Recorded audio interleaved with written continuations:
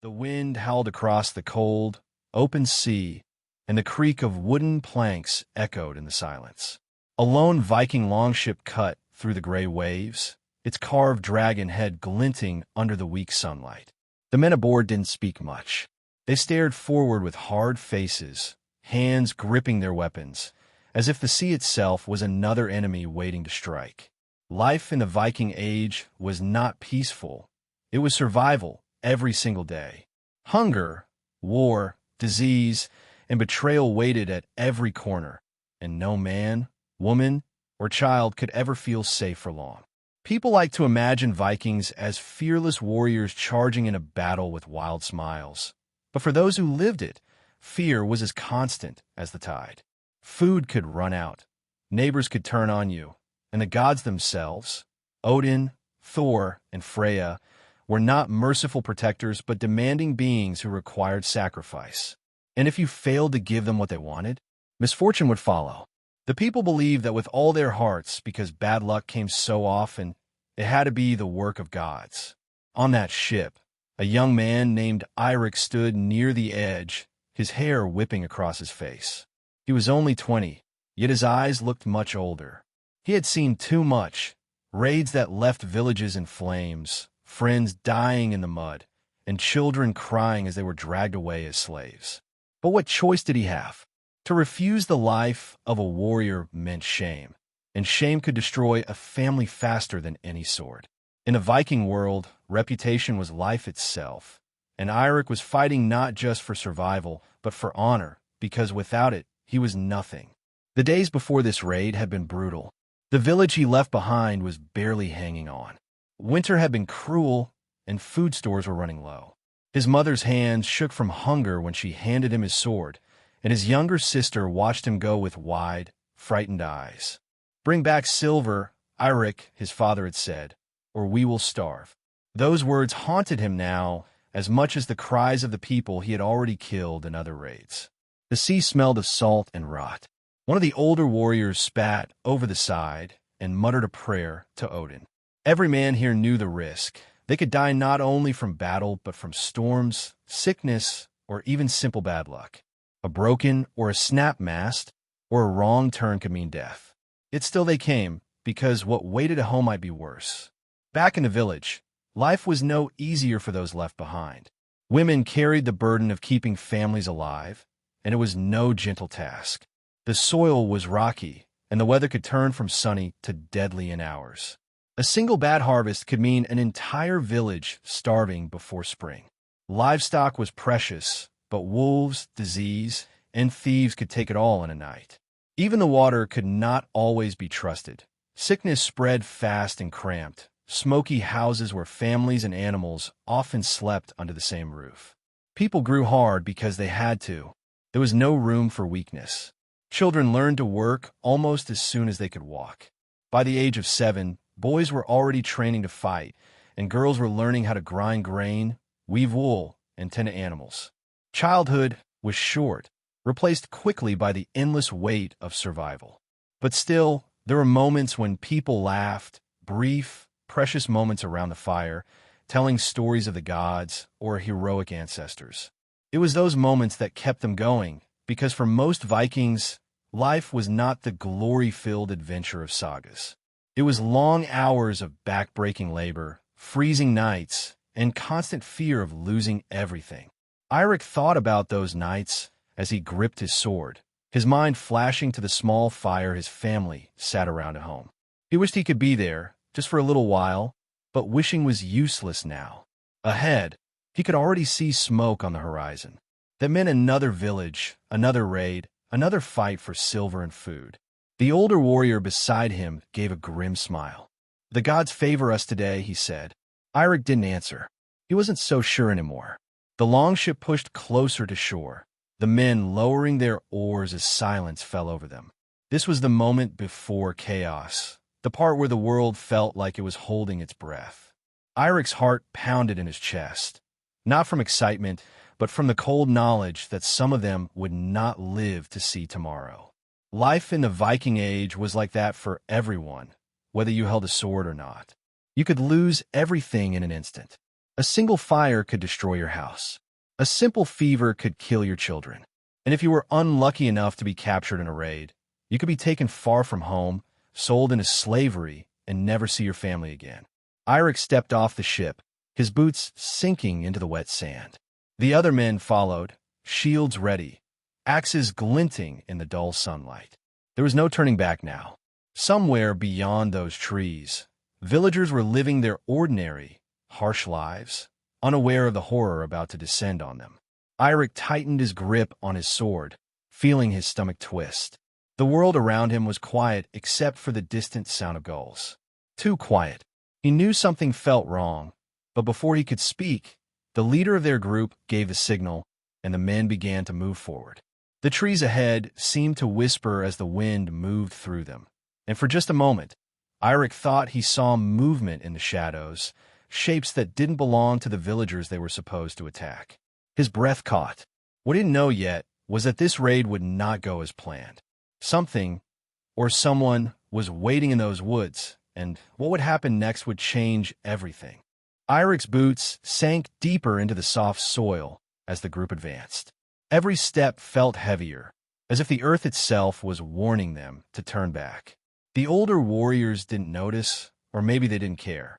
To them, this was just another village, another raid, another chance to bring home silver and food. But Eirik's gut twisted.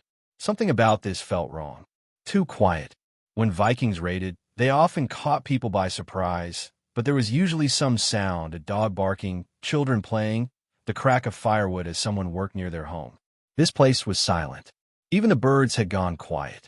The leader, a tall man with a scar running down his cheek, raised his hand, signaling the men to slow their pace. He turned, his face stern. "Stay sharp," he muttered. "If they know we're coming, they might be waiting."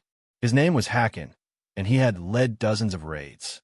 Men trusted him because he had survived things most would not. The group moved forward again, crouching slightly, trying to stay hidden among the trees. Eirik followed, but his mind kept drifting. His sister's face appeared in his thoughts. How her lips trembled as she waved goodbye. How her eyes looked so scared. She hated raids, hated the killing, but she knew why he had to do it. Everyone in the village knew. It was strange to think that while they were here with swords and axes, their own homes were just as vulnerable. Raiders could strike anywhere, even at their village. Life in the Viking Age was a cycle of fear. Today you were the hunter, tomorrow you could be the prey. The smell of smoke grew stronger as they crept closer to the clearing. That meant there were people nearby, or had been recently. Hakon gave another hand signal, and the men fanned out, shields ready. Eirik's heart pounded harder now. He could feel sweat forming on his palms despite the cold air. They reached the edge of the trees, and what they saw made them stop. The village was half-burned already. Houses stood blackened, smoke curling from their broken roofs. A few chickens clucked nervously near a collapsed fence, but there were no people, no screams, no movement. The place looked dead. "What in hell happened here?" one of the men whispered. Hakon frowned, stepping forward cautiously. "Someone was here before us." Eirik swallowed hard. This wasn't normal. Raiders avoided burned villages because there was nothing left to take, but this destruction looked recent. Whoever had done this might still be nearby. "Look for survivors," Hakon ordered, "and stay close." The men spread out, walking carefully through the silent village. The air smelled of wet ash and something worse, blood. Eirik's stomach churned. He hated this part even more than the fighting. Death smelled different when it had settled into the ground. He stepped over a broken wooden beam, glancing into one of the ruined houses. The roof had collapsed, and the inside was black with soot. A small carved wooden horse lay in the dirt, half-burned, and Eirik felt a pang of guilt. Somewhere a child had loved that toy, and now he didn't want to finish the thought. One of the men shouted, and everyone turned toward the sound. They gathered near a well where two bodies lay slumped against the stones. Both were men, dressed in rough tunics, but they hadn't been killed by fire. Their throats were cut clean, almost too clean, as if done with careful precision. This wasn't just a raid, Hakon muttered, crouching to examine the bodies. Whoever did this wanted to send a message. Eirik glanced around nervously. What kind of message? Hakon didn't answer right away. He looked at the ground, his eyes narrowing as he examined footprints in the dirt. These are fresh, he finally said. Whoever was here hasn't gone far. The words made the group tense. Suddenly, every shadow felt dangerous, every sound in the distance suspicious. A loud crack echoed from the woods, like a branch snapping under weight. Everyone froze. Hakon stood, his hand on his sword. Shields, he said quietly. Form up. The men quickly moved into a tight formation, shields raised. Eirik's pulse raced. His mouth felt dry, and his hands trembled slightly on the hilt of his sword. He tried to steady himself, forcing slow breaths. The forest beyond the village felt alive now, as if it were watching them. Leaves rustled in the cold wind, but the sound felt wrong, like more than just the breeze. Eirik squinted, trying to see movement between the trees. Then, from the edge of the forest, figures appeared, silent, moving with a strange, careful precision. They weren't villagers. These men were armed, wearing mismatched armor, their faces smeared with dirt and ash. Bandits, one of Hakon's men whispered, but Eirik shook his head slightly. Something about them didn't look like ordinary bandits. Their weapons were clean, their stances ready, as if they had been trained. And they were smiling, not wild, reckless grins, but calm, almost cold smiles like hunters who had been waiting for this moment. There were at least 10 of them, maybe more hidden in the trees. They stopped just at the edge of the clearing, staring at the Vikings without speaking. Hakon raised his voice. This is not your fight, he said firmly. Leave now, and no blood has to be spilled. The leader of the strangers stepped forward, a tall man with a braided beard and a scar across his forehead.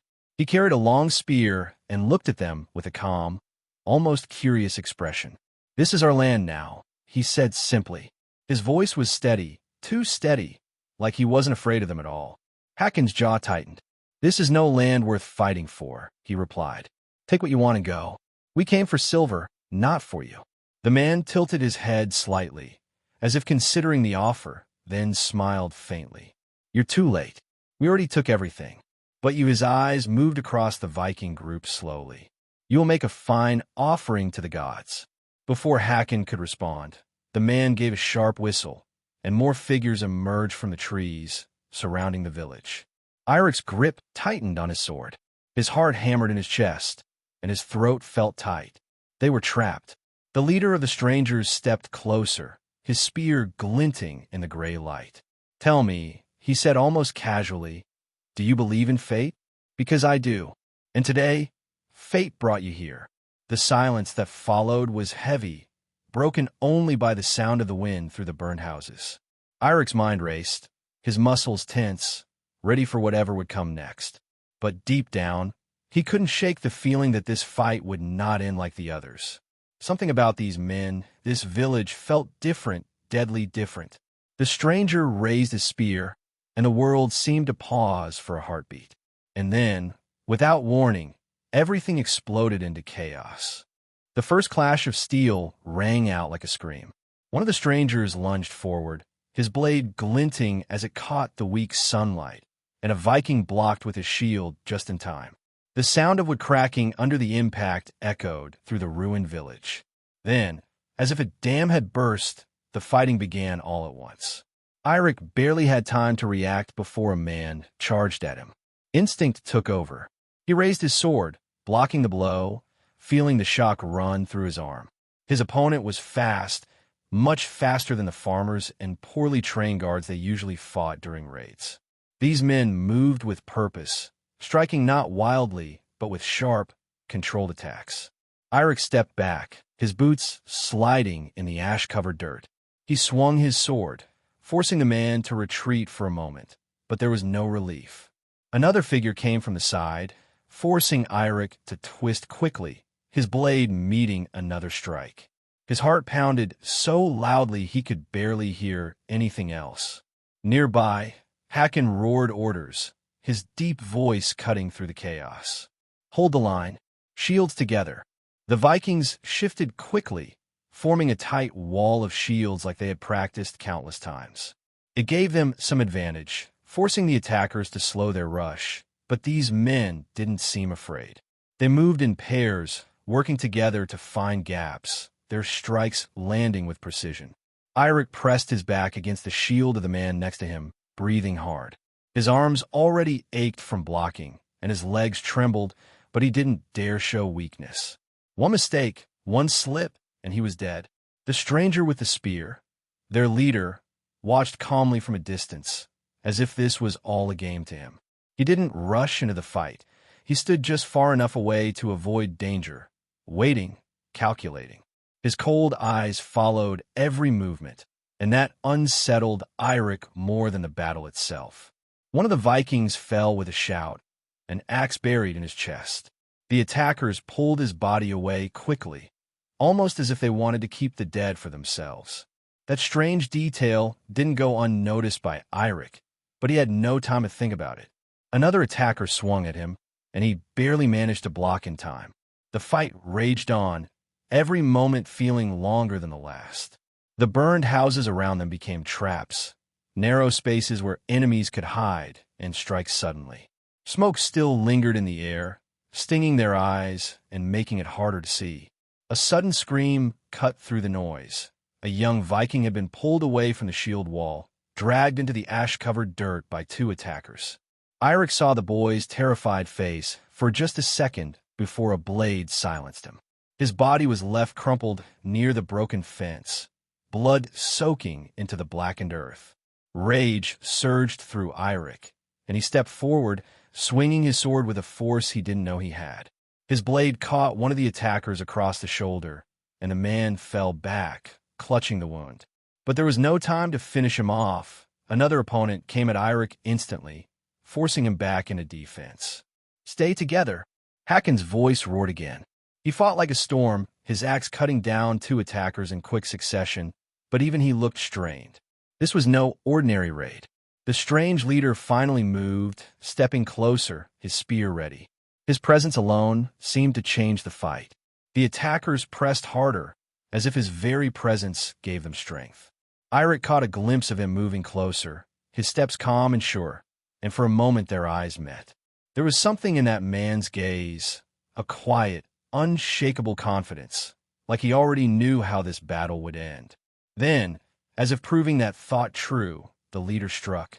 He moved fast, faster than Eirik thought possible for a man with a long spear.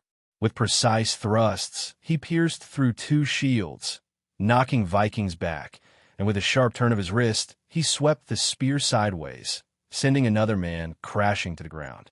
Hakon moved to face him, raising his axe. The two men stared at each other for a heartbeat, the chaos around them blurring into the background. Eirik wanted to help, but another attacker lunged at him, forcing him back into the fight. He swung his sword desperately, barely holding his ground. Every breath felt like fire in his lungs, and his arms felt heavier with each strike. The fight dragged on, and slowly, painfully, the Vikings began to lose ground. One by one, they fell, pulled from the shield wall, or struck down where they stood. The attackers fought like men possessed, as if they cared nothing for their own lives. Eirik's world narrowed to the blade in front of him and the pounding of his heart. He could hear his own breathing loud in his ears, ragged and uneven. His sword arm felt weak now, his movements slower, and he knew if this continued much longer, he wouldn't last. A sudden shove sent him stumbling, his back hitting the side of a burned house. An attacker rushed him, swinging an axe. Eirik raised his sword just in time, blocking the blow, but the impact knocked him to one knee. The man raised his axe again for the killing strike, but before he could bring it down, a loud shout cut through the noise. Hakon had reached them, his axe flashing as it buried deep into the attacker's side. The man fell with a grunt, and Hakon grabbed Eirik by the arm, pulling him to his feet. "Stay alive," Hakon growled, his face smeared with dirt and blood. Then he turned back to the fight, moving toward the spear-wielding leader. Eirik watched as Hakon and the strange leader finally clashed. Their weapons met with a sharp crack, each strike heavy and deliberate. Hakon fought like a man who had survived dozens of battles, but the leader moved with almost unnatural precision. Every block, every strike felt planned, as if he was reading Hakon's moves before they happened. Eirik wanted to look away, but he couldn't. He could feel it deep in his chest. This fight would decide everything. If Hakon fell, they were finished. The two men circled each other, weapons striking again and again. Sparks flew as metal hit metal. Hakon swung his axe in a wide arc, but the leader ducked, thrusting his spear forward. Hakon twisted, avoiding a fatal blow, but the spear scraped across his side, leaving a long cut. Hakon gritted his teeth, swinging again, and for a moment, it looked like he might gain the upper hand. He forced the leader back a step, then another. The Vikings nearby cheered weakly, rallying for a moment. But then, everything changed in an instant. The leader shifted his stance suddenly, moving with a speed that almost didn't seem human. His spear darted forward, faster than Eirik could follow, and struck Hakon in the chest. The sound of the impact seemed to echo louder than the rest of the battle. Hakon staggered, his axe slipping from his hand, his eyes wide with shock. The leader pulled the spear free, and Hakon fell to the ground, unmoving. For a heartbeat, the world went still. The Vikings stared in disbelief, and even the attackers paused briefly, as if honoring the moment. Eirik felt something cold settle in his stomach. Hakon was gone, and with him, their hope.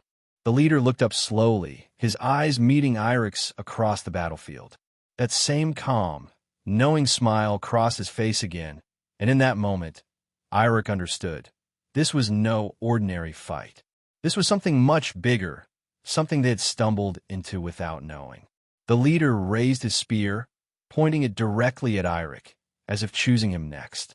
And in that frozen, breathless moment, Eirik knew his life would never be the same again. Eirik felt the weight of that spear aimed at him like a physical force. His breath caught in his throat, and for a brief moment, everything around him blurred. The clash of steel, the screams, the smell of smoke, it all faded, leaving only the silent stare between him and the man who had just killed Hakon. Then, as quickly as the quiet had come, the noise of battle crashed back around him. One of the attackers lunged at his side, and instinct pulled Eirik out of his frozen state. He swung his sword upward, barely deflecting the blow. The blade slid against his own, leaving a shallow cut across his forearm. Pain flared hot, but he didn't stop moving. He couldn't stop. The Vikings, leaderless now, fought with desperation, but the tight shield wall had crumbled. The attackers pushed harder, driving them back toward the burned houses. Eirik stumbled over broken wood as he parried another strike. His arms felt heavy, his legs weaker with every step. The stranger's leader hadn't moved yet. He simply watched, waiting, his spear lowered slightly, as if he had all the time in the world. That unnerved Eirik more than anything. This man was in complete control. A shout came from the left, and Eirik turned just in time to see one of his companions fall. The attacker who killed him stepped forward, his blade red, eyes wild. Eirik blocked a swing, sparks flying, and with a desperate thrust, he drove his sword into the man's chest. The attacker gasped, stumbling back before collapsing into the dirt. For a moment, Eirik just stood there, staring at the body. He had killed before, raiding forced him to, but something about this felt different. Maybe it was because these men weren't terrified farmers. They were killers, just like him. Another clash of steel snapped him out of it. The battle wasn't over, and he had no time for thoughts. He turned quickly, looking for the next strike, when a sudden loud horn echoed through the trees. The sound froze everyone for a brief moment. It was deep, drawn out, and didn't belong to either side. Even the attackers paused, exchanging quick glances. The leader of the strangers tilted his head slightly, his calm expression never breaking. He gave a short whistle, and his men began to pull back, stepping away from the Vikings. Eirik stared, confused. They were winning. Why stop now? The leader finally spoke, his voice carrying across the burned village. This isn't over. His eyes locked on Eirik again, that cold smile curling his lips. The gods aren't finished with you. With that, he turned, signaling his men to retreat. One by one, they disappeared back into the forest, moving with the same controlled precision they had shown in the fight. The Vikings didn't chase them. Most were too exhausted, too wounded to even think about it.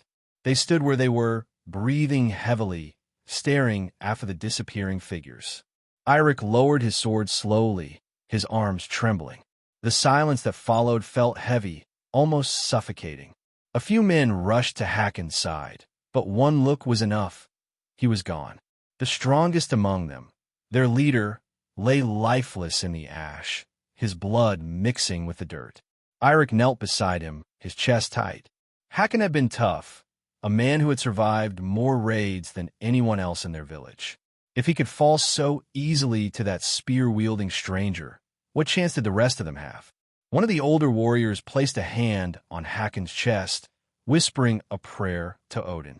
Others stood silently, heads bowed. In Viking life, death was common, but losing a leader was different. It meant danger not just on the battlefield, but at home too. A leaderless group was vulnerable, and everyone knew it. Eirik looked down at Hakon's still face, then back toward the forest.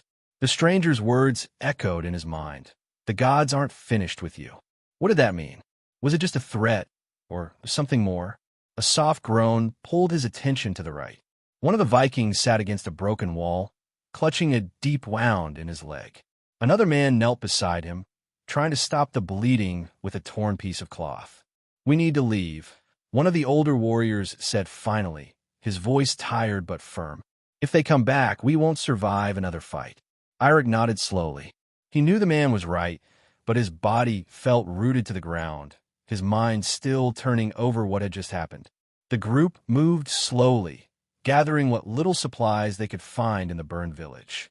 Most of it was useless: charred wood, broken tools, and ruined food. There would be no silver to bring home, no victory to tell stories about. As they prepared to leave, Eirik glanced once more at the tree line. The forest was quiet now, but it felt like eyes were still watching. He couldn't shake the feeling that this wasn't finished, that this fight was only the beginning of something worse. When they finally started back toward the coast, the sun had already dipped low, casting long shadows across the ground. The group moved slowly, carrying the wounded, leaving Hakon's body behind. It was a painful choice, but carrying him would slow them too much, and in the Viking world, survival often demanded harsh decisions. Eirik walked at the back of the group, his sword still in hand. Every sound in the forest made him tense. The stranger's face stayed in his mind, as clear as if he were still standing there. What kind of man smiled in the middle of battle like that? And why did he let them live when he could have finished them? The cold wind whipped through the trees, carrying with it the smell of smoke from the ruined village. Eirik shivered despite the layers of wool and leather he wore. He knew one thing for certain: their village would not be safe after this. If those men came for them, there would be no Hakon to lead the defense. A part of him wanted to run back home now, to warn his family, but another part knew there was little he could do. The Viking way of life was always dangerous, but this felt different, like a storm was coming, one they couldn't fight with sword alone. As they reached the coastline, the gray sea stretched before them, restless under the fading light. Their longship sat waiting, rocking gently with the tide. Eirik paused for a moment, staring back at the forest. The sun dipped below the horizon, casting everything in cold shadow. For the first time in years, he felt something stronger than fear. It was uncertainty. He didn't know if they would survive the journey home. He didn't know if his family would still be safe when he returned. And worst of all, he didn't know why that stranger had chosen him with that cold, deliberate stare, as if marking him for something far beyond this raid. The waves crashed against the shore, and Eirik finally turned, following the others toward the ship. But even as he stepped onto the deck, his mind whispered a truth he couldn't ignore. This was only the beginning. The sea carried them home slowly, the longship gliding over dark waters as the sky turned heavy with clouds. The men rowed in silence, their movements tired and slow. No one spoke of Hakon, though his absence felt like a hole in the center of the boat. They all avoided looking at the empty space where he would have stood, barking orders or giving sharp glances that kept them in line. Eirik sat near the stern, his hands still gripping his sword even though it lay useless against his knee. His knuckles were raw, and blood streaked across the back of his hand, but he hadn't bothered to clean it. His mind wasn't on his wounds. It was back in that burned village, replaying every detail.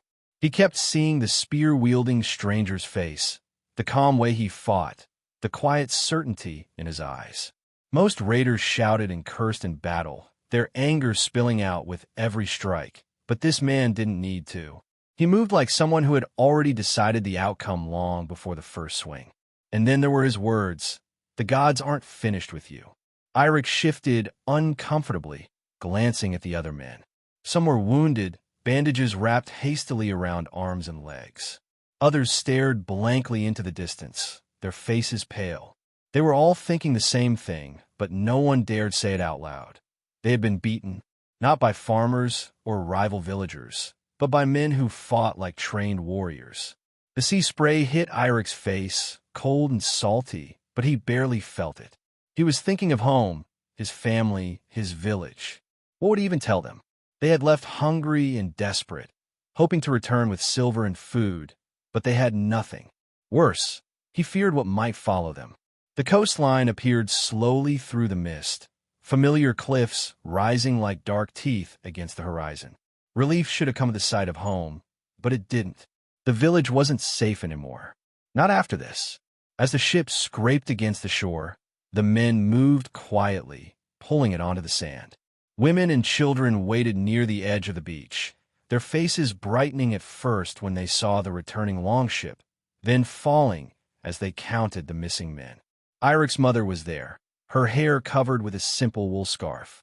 Her hands trembled slightly as she stepped forward, searching for him among the others. When she saw him, her shoulders sagged with relief, but the worry didn't leave her eyes. She could already see the tension in his face, the heaviness in his steps. His younger sister, Freydis, ran toward him, her small boots kicking up sand. She hugged him tightly around the waist, and for a moment he felt the cold edge of battle fade. But when she looked up at him, her smile was faint, uncertain. She was old enough to notice when something was wrong. "Did you bring silver?" she asked quietly. Eirik didn't answer right away. He glanced at his mother, whose expression had already given up hope. Slowly, he shook his head. "Not this time," he said, his voice low. Freydis looked down, her hands tightening on his tunic. His mother stepped closer, resting a hand on his arm. "We're just glad you're alive," she whispered, though her eyes betrayed her fear. No silver meant no trade, no food to fill their nearly empty stores. The villagers gathered around as the other men spoke quietly with families, their voices heavy with bad news. Whispers spread quickly about Hakon's death, about the burned village, about the strange warriors who had ambushed them. Some villagers looked toward the forest, as if expecting those same men to appear at any moment. That night, the village was restless. Fires burned low as families huddled close, whispering in hushed tones. Eirik sat outside his family's small house, staring into the flickering flames. His father, a strong man with gray streaking his beard, sat across from him, sharpening a blade. The sound of metal scraping against stone filled the silence between them. "They'll come," his father said finally, his voice calm but certain. Eirik looked up, startled. "You don't know that." His father met his eyes steadily. "Men like that don't fight for nothing. If they wanted silver, they would have taken it. If they wanted land, they wouldn't have left. They're not done." The words settled over Eirik like a weight he couldn't shake. He wanted to argue, but deep down, he knew his father was right. Freydis came out of the house then, sitting beside him and wrapping her arms around her knees. "Will they hurt us?" she asked softly. Eirik forced a small smile, reaching over to ruffle her hair. "No," he lied. "Not if we're careful." But he didn't believe it. That night, sleep didn't come easily. Eirik lay awake on his straw mattress, staring at the dark ceiling. Every creak of the wooden walls, every distant howl of the wind made him tense. He kept hearing the stranger's voice in his head, calm and certain. "The gods aren't finished with you." He turned onto his side, closing his eyes, but the images wouldn't leave. Hakon falling, the burned village, the strange warriors' cold smiles. By morning, the air felt different. It was colder, heavier, as if the world itself was holding its breath. The villagers gathered near the longhouse to talk about what to do next.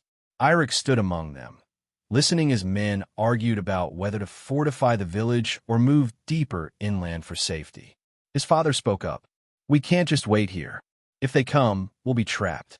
Another man shook his head. "We have nowhere to run. If we leave the coast, we lose our fishing and trade." The arguments grew louder, but no one had a real answer.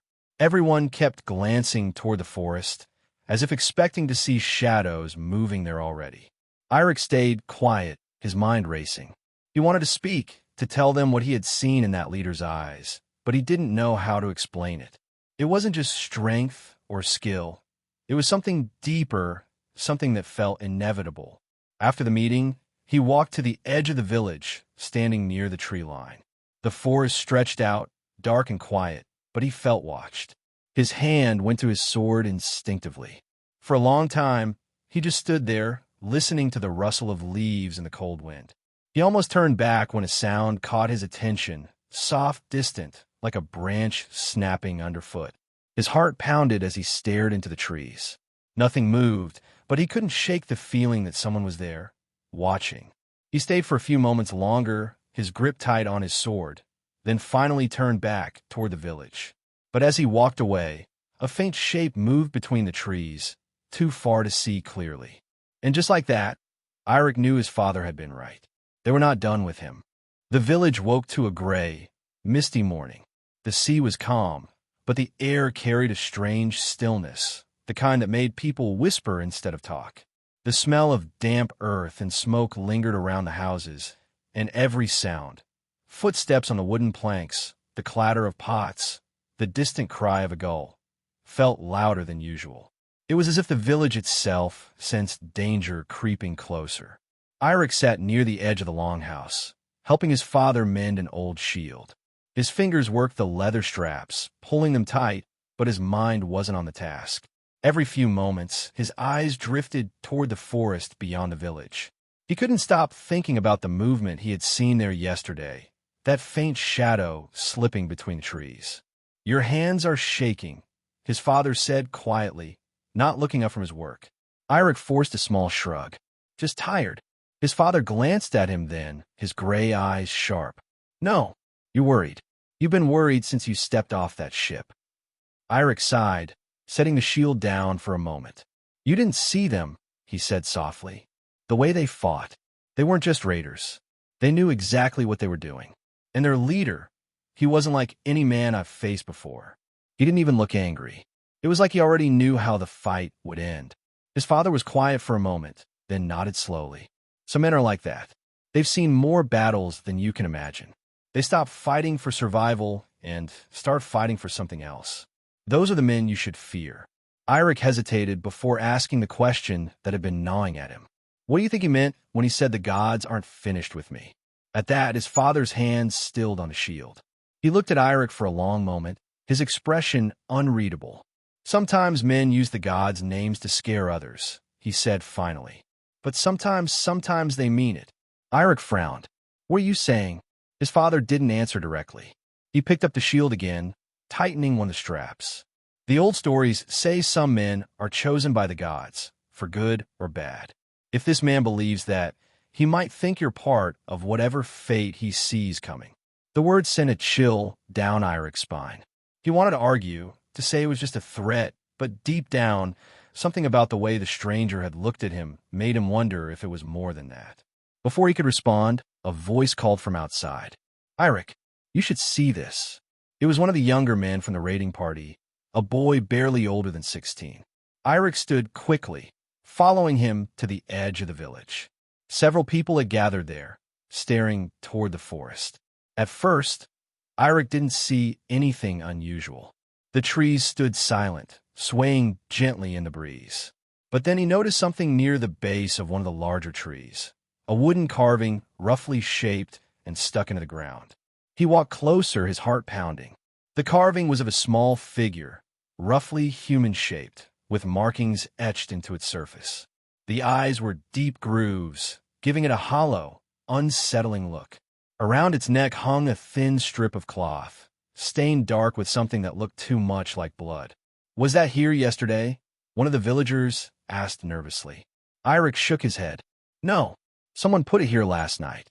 The villagers murmured quietly, some crossing themselves in the old way, others whispering prayers to the gods. Eirik crouched, studying the figure. The markings carved into its chest looked almost like runes, but they were unfamiliar. He reached out to touch it, but his father's hand caught his wrist. "Don't," his father said firmly. "If it's a message, it's meant to be left where it is." "A message?" Eirik asked. His father's jaw tightened. "They want us to know they're watching, and they want us afraid." The crowd fell into uneasy silence. People began to back away, muttering to each other as they returned to their houses. Eirik stayed where he was, staring at the wooden figure. He didn't know why, but something about it felt personal, as if it had been placed there for him to find. The way the hollow eyes seemed to stare straight at him made his stomach twist. That night, the village locked itself down earlier than usual. Fires burned lower, and doors were bolted tight. People spoke in whispers, avoiding the subject of the carving, but glancing nervously toward the forest every few moments. Eirik sat by the fire with his family, sharpening his sword slowly. His sister, Freydis, sat close to their mother, watching him with worried eyes. "Will they come tonight?" she asked quietly. Eirik paused, looking at her. He wanted to reassure her, to tell her they were safe, but he couldn't lie. Not after what he had seen. "I don't know," he admitted softly. His mother reached over, wrapping an arm around Freydis. "We'll be fine," she said firmly, but even she didn't sound convinced. Eirik's father sat nearby, staring into the fire. After a long silence, he spoke without looking up. "If they do come, you need to be ready, Eirik. Not just to fight, to lead." Eirik frowned, glancing at him. "Me? There are older men in the village." "Older, yes," his father said, finally meeting his eyes. "But they didn't see what you saw. They didn't stand in front of that man. You did. Whether you like it or not, you've been marked. If he comes here, it won't be for the others. It will be for you." The words settled like a heavy weight in the room. Freydis' eyes widened, and their mother shot their father a sharp look, but he didn't take the words back. Eirik stared into the fire, his mind turning over the thought. He didn't want to lead anyone. He didn't want to be marked by anything, especially not by a man like that or the gods he claimed to serve. But deep down, he knew his father was right. The stranger hadn't pointed his spear at anyone else, only at him. The night stretched on, heavy with silence. Eirik sat awake long after the fire had burned low, his sword resting across his lap. Every creak of the wooden walls, every gust of wind against the roof, made his grip tighten. And somewhere out in the forest, hidden in the darkness, someone or something was waiting. Eirik didn't sleep. He stayed near the fire all night, sword across his knees, eyes fixed on the doorway. The coals had gone dim now, glowing faintly in the dark. Outside, the wind picked up, brushing against the wooden walls like a whisper. Every time it shifted, he tensed, listening for something more. He wasn't the only one. Now and then, he heard quiet footsteps from other houses, the soft creak of a floorboard, or the low murmur of voices. The village wasn't resting. No one trusted the night anymore. As dawn crept in, casting a pale blue light across the floor, Eirik rose slowly, stretching his sore limbs. He walked outside, sword still in hand, and glanced toward the tree line. The forest looked the same as always, dark, unmoving, but he could feel the tension crawling across his skin. Then he saw it. Another carving. This one was different, larger, nailed to the trunk of a tree just beyond the path. Eirik approached carefully. The wood was fresh, still damp. It had been placed there recently, maybe just hours ago. The figure was shaped like a warrior, with broad shoulders and what looked like a helmet carved onto its head. Its chest had 3 deep gashes slashed into the wood, and a scrap of fur, like a piece from a cloak, was nailed just beneath it. Eirik stared at the markings. He didn't recognize the pattern, but it felt like a message. He reached up and touched the edge of the carving. The wood was cold. It hadn't been there the day before. He would have seen it. Someone had come again during the night, moving silently, placing this thing right at their doorstep. Behind him, footsteps crunched in the frosted grass. Eirik turned to see his father, dressed in his thick wool tunic, carrying his axe. He stopped beside Eirik and stared up at the figure. "They're not hiding anymore," his father said. "They want us to know they're near." Eirik nodded, "And they wanted to see it first." His father didn't reply. He just studied the carving for a while, then turned away. "Don't take your eyes off the woods," he said as he walked back toward the village. Eirik remained there a little longer, staring at the figure until his breath turned to fog in the cold air.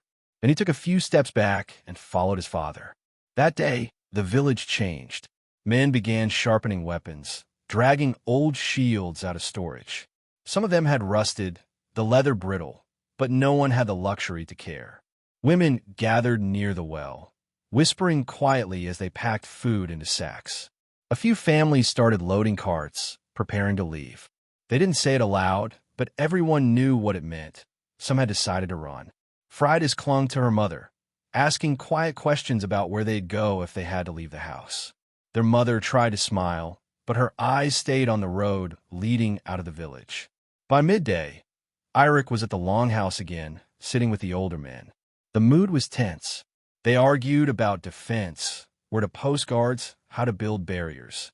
They had never needed a wall before. Their village wasn't large, and it wasn't rich. But now, that made no difference. Eirik stayed quiet until one of the men turned to him. "You saw them up close. What do you think they want?" He hesitated, then said, "I don't think it's about silver or land." The others exchanged uneasy glances. One man leaned forward. "Then what is it?" Eirik looked down for a moment, remembering that cold stare. It felt like a test, like they were trying to see who would survive, or maybe who would break. The room fell silent. One of the older warriors, a man named Kjartan, cleared his throat. "You say their leader marked you. Why you?" "I don't know," Eirik admitted, "but he let us live. And when he pointed that spear, he looked at me like he was waiting for something." Kjartan narrowed his eyes. "If he comes back, and he wants you, what do we do?" Eirik stared at him. "We don't give him what he wants." That evening, a cold rain started to fall. It came in slow at first, then harder, soaking the ground and turning the paths to thick mud. The villagers huddled inside their homes, candles flickering against the damp. Eirik sat with his family again, this time near the window. He kept glancing outside, watching the rain run in long streaks down the wood. His sword sat beside him, cleaned and sharpened. Freydis sat nearby, braiding strips of wool. "If the gods really aren't done with you," she said softly, "does that mean you're supposed to die?" Eirik looked at her, surprised by the question. "No, I think it means something else. Maybe I'm supposed to stop something." "Like what?" "I don't know yet." Freydis nodded quietly, then went back to her braiding. The fire cracked softly. Their mother dozed near the wall, while their father sat sharpening a knife with slow, steady movements. It was peaceful for now, but it felt like the calm before something far worse. And then, without warning, the dog barked. It was sudden, sharp, and close. Eirik jumped up, grabbing his sword. The bark came again, followed by a low growl. Their dog never growled unless it saw something. His father stood too, moving quickly to the door. Eirik opened it slowly and stepped outside, the rain now falling in heavy sheets. The dog stood near the edge of the clearing, its ears up, teeth bared. It growled again, looking toward the forest. Eirik followed its gaze. At first, he saw nothing but trees and mist. But then, there just past the first row of trunks, another figure. A man, tall, unmoving, standing in the rain. He wasn't hiding. He wasn't running. He was just watching. Eirik's blood went cold. He took a step forward, but the figure didn't move. Then, slowly, the stranger turned and vanished into the trees. No sound, no rush. Just gone. By the time Eirik reached the spot, there was nothing there. No tracks, no sign of movement, just the cold forest and the rain. He stood there for a long time, heart pounding, every sense on edge. Then he turned and walked back to the house. He said nothing to the others, just sat near the fire again, his clothes dripping wet, his sword still in his hand. And all the while, he felt it. The storm was getting closer. The rain didn't stop for 2 days. It poured steadily, turning the paths into rivers of mud and soaking the thatched roofs until water dripped through the cracks. The village felt smaller, trapped in the grayness, as if the world beyond the forest had disappeared. But even with the constant sound of rain, Eirik couldn't shake the feeling that someone, was moving out there, just beyond sight. He spent most of those days patrolling near the tree line, taking turns with the other men. They tried to look confident for the sake of the villagers, but their tight grips on their weapons betrayed them. Everyone was waiting for something to happen. On the third day, the rain finally stopped, leaving behind a damp mist that clung to the ground. That morning, Eirik joined his father and 2 others to check the outer edges of the village. As they walked along the muddy path, one of the men, a young fighter named Olav, whispered nervously. "I heard them last night," Olav said. "Footsteps, close to my house." His father gave him a sharp look. "Did you see anything?" Olav shook his head. "No, but I felt them watching, like they wanted me to know they were there." Eirik kept his eyes on the trees, tightening his grip on his sword. "That's what they want," he said, "to keep us awake, to make us afraid before they strike." They reached the tree line and stopped. Eirik crouched, studying the ground. The mud held faint impressions, boot prints. Not just one, but several. The tracks were fresh, pressed deep as if by men carrying heavy weight. They led into the forest, then vanished where the ground hardened. "They're moving around us," Eirik said quietly. "They're close." His father crouched beside him, frowning. "They're testing us, looking for weakness." Eirik stood slowly, scanning the shadows between the trees. The forest was silent, unnaturally so. No birds, no movement, just waiting. When they returned to the village, they found a group gathered near the longhouse. 2 women stood in the center, arguing loudly with Kjartan. Their faces were pale, frightened. "They're leaving," Kjartan said when he saw Eirik approach. One of the women shook her head fiercely. "We're not waiting here to die. My children won't stay." More villagers were already packing what little they owned. Wooden carts creaked as they were loaded with sacks of grain, blankets, and tools. A few families were preparing to move inland, hoping to find safety in the smaller settlements hidden deeper in the hills. Kjartan tried to convince them to stay, arguing that running would only make them easier targets, but fear was stronger than reason now. Eirik stepped closer. "If you go into the forest, you might not make it. They're already there."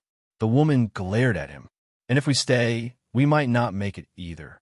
Eirik wanted to argue more, but he couldn't promise her safety. No one could, so he stepped back, watching as the families finished loading their carts.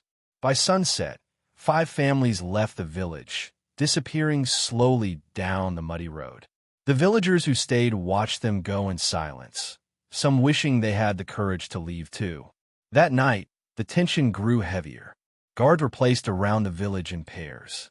Fires were kept low so the smoke wouldn't draw attention, and no one spoke loudly. Eirik sat near the central fire with his father and Kjartan, going over plans. "We need higher ground," Kjartan said. "If they attack, we need to see them coming." "They're too clever to rush us openly," Eirik's father said. "They'll pick us apart slowly." Eirik listened, his jaw tight. He felt the weight of every eye in the village on him now. People looked to him differently since he had faced that leader. Some with hope, others with suspicion, as if he had brought this trouble on them just by surviving. Later that night, unable to rest, Eirik walked to the edge of the village. The moon hung low, pale and thin behind drifting clouds. The forest stood dark, silent. He crouched near the wooden carving still nailed to the tree. It looked the same, but the ground beneath it was disturbed, as if someone had stood there recently. Then he noticed something else. A small object half buried in the mud, a leather strap. He picked it up, brushing off the dirt. It was part of a belt, worn and stained, but marked with a small metal piece shaped like a raven. A chill ran through him. The raven was a symbol often tied to Odin, but it was also used by certain warrior bands who believed they fought under the god's favor. Eirik tucked the strap into his belt and turned back toward the village. He didn't know if it was a clue or just a warning, but he felt certain it was meant to be found. When he returned, his sister was sitting awake by the fire, her small figure hunched under a blanket. She looked up as he entered. "You saw them again," she said quietly. Eirik hesitated. "Not tonight, but they were here. Close." Freydis stared into the flames. "Do you think they'll come for us soon?" Eirik sat beside her, resting his sword across his lap. "Yes, I think they're waiting for the right moment. And when they come, it won't be just to raid us. They want something else." Freydis looked at him nervously. "What do they want from you?" Eirik didn't answer. He wasn't sure himself. The night dragged on, cold and restless.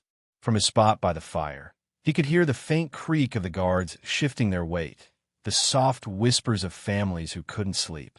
And somewhere out there, in the dark forest, he knew they were waiting. When the first light of dawn touched the horizon, the sound of a distant horn cut through the silence. Low, slow, deliberate. The same sound he had heard that day in the burned village. Every muscle in Eirik's body tensed. He stood, gripping his sword tightly, and turned toward the forest. The horn sounded again, closer this time. And then, as the villagers began to gather, he saw it, a flicker of movement between the trees. Shadows, many of them, slipping silently closer. The storm they had feared was finally here. The horn's echo faded into the mist, but the silence that followed was worse. It wasn't the peaceful quiet of dawn. It was heavy, pressing down on the village like a weight. The only sounds were the soft breathing of frightened people and the distant creak of wooden beams as families hurried to close their doors. Eirik stood at the edge of the village, his sword in hand, staring toward the forest. Shapes moved between the trees, slow and deliberate, as if whoever was out there wanted to be seen, but not clearly enough to count. It was a message: we're here, and we're not rushing. The villagers gathered nervously behind him, whispering. Some clutched old weapons. Others held nothing at all, just wide, fearful eyes. Kjartan pushed through the crowd, his axe already raised. His face was pale, but set with grim determination. "Do we wait or strike first?" Kjartan asked. Eirik didn't answer immediately. His father stepped beside him, voice low. "If we charge into the trees, we'll lose. They know this ground better than we do now. We hold here." Eirik nodded. "We wait, but we don't let them surround us." The villagers quickly formed a loose defensive line near the outer huts, shields raised, weapons ready. It wasn't much of a wall, but it was better than nothing. The air felt tight, every breath sharp in Eirik's chest. Then, from the forest, a single figure stepped out. It was him. The spear-wielding leader walked slowly across the wet grass, his cloak dark with rain, his steps silent despite the soft mud. He didn't hurry, didn't raise his weapon. He simply approached as if he owned the ground he walked on. Eirik tightened his grip on his sword, his heart pounding. The stranger stopped just beyond the reach of the first huts, his calm gaze sweeping across the villagers before locking on Eirik. No words were spoken at first. The tension stretched, every second heavier than the last. Finally, the man spoke, his voice as calm as it had been in the burned village. "I told you the gods weren't finished with you." A murmur rippled through the villagers. Eirik stepped forward, trying to keep his voice steady. "You've brought this fight to the wrong place. Leave now, and you don't have to spill any more blood." The man tilted his head slightly, almost amused. "This isn't about blood. Not yet." Kjartan growled, taking a step forward, but Eirik raised a hand to stop him. "What do you want?" Eirik asked. The stranger's calm smile returned. "You. The others can live if you come with me." The villagers froze, staring at Eirik. Some looked hopeful, as if his leaving could save them. Others looked horrified at the idea of giving him up. Eirik's jaw tightened. "What?" The man didn't answer immediately. He only said, "The gods have chosen you for something greater than this little village. Come, and you'll see." Eirik shook his head. "If they chose me, they didn't tell me. And I'm not going anywhere with you." The man sighed softly, as if he expected that answer. "Then they'll choose again after you're broken." Before anyone could move, he lifted his spear and slammed its butt into the ground. The sound echoed like a drumbeat. From the forest, more figures emerged, at least 20 of them, spreading out in a half circle around the village. The villagers tensed, some stepping back, others raising their shields higher. The man lowered his spear slightly, his calm expression never changing. I'll give you until sunset. Come to me by then, or we come for all of you. Then, just as silently as he had arrived, he turned and walked back toward the forest. His men followed, melting into the trees until only the quiet mist remained. Eirik stood frozen, staring after him. The villagers began to murmur, voices rising in panic. Some begged him to go with the strangers to save them. Others shouted that they should fight now before the enemy returned. Kjartan slammed his axe against his shield to silence them. Arguing won't save us, he barked. Eirik turned to face the villagers. His father stood behind him, watching quietly, waiting for him to speak. Everyone was waiting for him now. They're not here for me, Eirik said finally. Not just me. Even if I leave, they'll come back for the rest of you. That's how men like this work. A woman cried out, but what if they're telling the truth? What if giving you to them is enough? Eirik shook his head. Do you really believe that? You saw what they did to that other village. They won't stop here. The silence that followed was heavy. The villagers looked at each other nervously, torn between fear and hope. Finally, Kjartan spoke. So we fight. Eirik nodded. We don't have a choice. The rest of the day was spent preparing. The men built makeshift barriers from wagons and logs, sharpening spears and setting traps along the forest edge. Women carried water and patched old shields, while children were moved to the longhouse for safety. Eirik spent most of the day walking the perimeter, checking the defenses. Every time he looked toward the trees, he expected to see a spear glinting in the sunlight or a shadow moving too close. But the forest stayed silent, as if holding its breath for the coming storm. At one point, his sister slipped away from their house and found him near the northern edge of the village. She held a small dagger in her hand, the one their father had given her to cut fishing nets. You're not going to give yourself up, are you? She asked quietly. Eirik looked at her, seeing the fear in her eyes. No, even if I wanted to, it wouldn't help. Freydis nodded slowly, gripping the dagger tighter. Then I'll fight too. Eirik almost smiled despite the tension. You're brave, but you need to stay with Mother. Protect her. I can help, she insisted. You will. Just not with a sword. Not yet. She frowned, but didn't argue further. Instead, she hugged him quickly before running back toward the longhouse. As the sun began to sink toward the horizon, the village grew quieter. Everyone was ready, but the tension was unbearable. The mist thickened again, curling through the trees like fingers. Eirik stood at the front of the defensive line, his sword in hand, staring toward the forest. He didn't know exactly when they would come, but he could feel it. The air felt charged, waiting. And then, just as the sun dipped below the hills, the horn sounded again. This time, it was closer.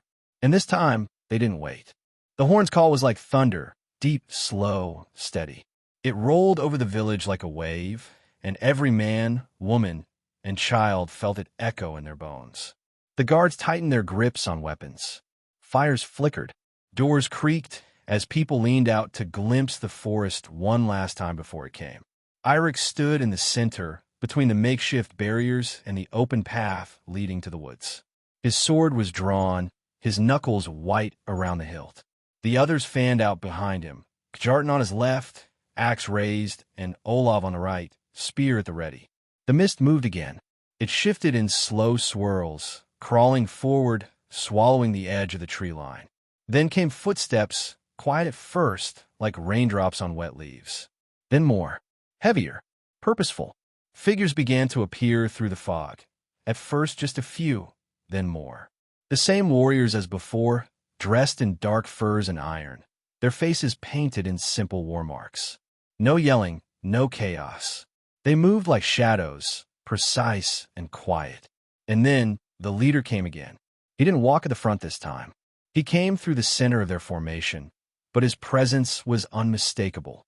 His cloak dragged through the damp grass. He wore no helmet, and in the dim light, his pale eyes caught Eirik's like mirrors. He said nothing, didn't raise his spear. He just stopped, watching. Eirik took a single step forward, heart hammering, chest tight. He wanted to speak, to say something clever or brave. But the silence held power now. A deeper silence than fear. Then, without warning, the first attack came. One of the warriors broke from the line, rushing toward the eastern side of the village. The defenders met him with shields and spears, the clash of iron breaking the stillness. Then 2 more attackers rushed from the trees at the north edge, then 5 more from the west. It wasn't an all-out assault. It was pressure, probing, testing the defenses. Eirik ran toward the nearest clash, sword swinging wide as he slammed into a man mid-strike. The blades rang out, sharp and brutal. Eirik gritted his teeth and struck again, driving the attacker back. The villagers fought with desperation, axe against shield, pitchfork against sword. Their weapons were older, and their training was uneven, but they fought for something stronger than steel. For a few minutes, they held. The attackers retreated, slipping back into the mist like ghosts. Breathing hard, Eirik turned to Kjartan. They're not here to take the village in one strike. Kjartan wiped blood from his blade. They're trying to wear us down. Eirik nodded. They're waiting for a crack to open. More shouting rang out from the west side. Another wave. Eirik rushed there, seeing Olav holding off 2 warriors at once. He jumped into the fight, slashing low and driving one enemy back. The clash was faster this time, sharper, messier. The attackers pulled back again, but slower now. They were testing every angle, hunting for weakness. By the time the horn sounded a second time, the sky had turned completely dark. The forest loomed black and thick behind them. The attackers retreated once more, fading into the trees, leaving only the moans of wounded villagers and the distant rustle of movement. Eirik stood panting, mud caked on his boots, his shirt damp with sweat and blood. His hands trembled slightly as he wiped his blade clean. They had survived for now, but everyone knew it wasn't over. Kjartan limped over, a deep gash across his thigh. They'll wait for us to make a mistake. Eirik stared at the forest, or they'll make one of their own. They gathered the wounded quickly. 2 villagers were dead. 6 more were injured badly. One boy, no older than 12, had been hit by an arrow through the shoulder. His mother cried quietly, pressing cloth into the wound as others tried to keep the fire burning bright. Inside the longhouse, the air was thick with smoke and fear. Children huddled near the walls. The injured groaned softly. Outside, guards rotated shifts, peering into the darkness with tired eyes. Eirik walked the village perimeter again, listening. The forest had gone quiet. No horns now, no footsteps. But the quiet didn't feel like peace. It felt like a trick. He walked near the tree line, passing the old wooden carving. It was still there, but something new had been added.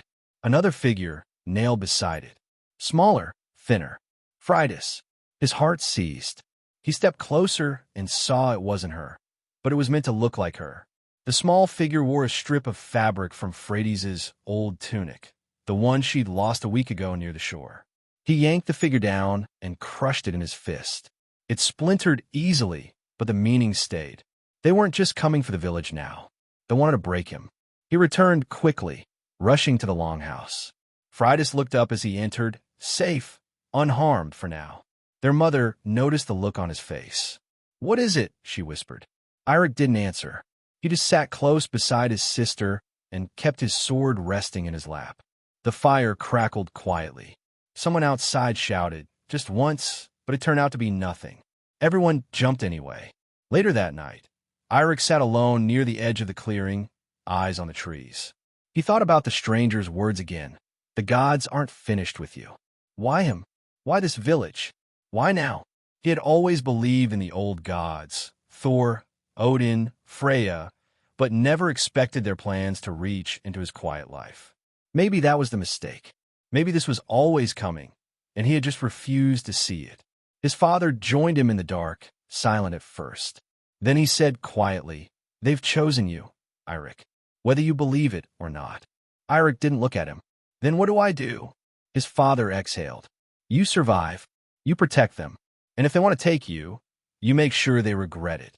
The wind picked up again, rustling the trees in the distance. And just as the fire hissed low behind him, Eirik caught a flicker of movement at the far edge of the woods. Someone was still watching, still waiting. And the night wasn't over yet. The night dragged on, thick with fog and silence, but no one slept. The village had become a place of shadows, with dim fires burning low and guards pacing every edge. Every creak of wood, every gust of cold wind felt like the start of an attack. People whispered quietly, their faces pale in the firelight, as if speaking too loudly might draw the enemy closer. Eirik stayed near the outer barrier, his sword resting across his knees, eyes locked on the forest. The mist curled between the trees, shifting as if it were alive. He could almost feel them out there, waiting, watching, ready to move. Kjartan sat a few feet away, sharpening his axe with slow, steady strokes. "They're testing our patience," he said under his breath. "They want us tired, sloppy." Eirik nodded slightly, not taking his eyes off the trees. "Then we don't give them what they want." Kjartan gave him a quick glance. "You think they'll wait until dawn?" Eirik shook his head. "No, they'll strike when we least expect it." And he was right. The attack didn't come at dawn. It came in the darkest hour, when the fires had burned low and the guards were at their weakest. It began with a single sound, a sharp whistle cutting through the silence. Then, almost immediately, a shout rang out from the northern edge of the village. Eirik jumped to his feet, gripping his sword.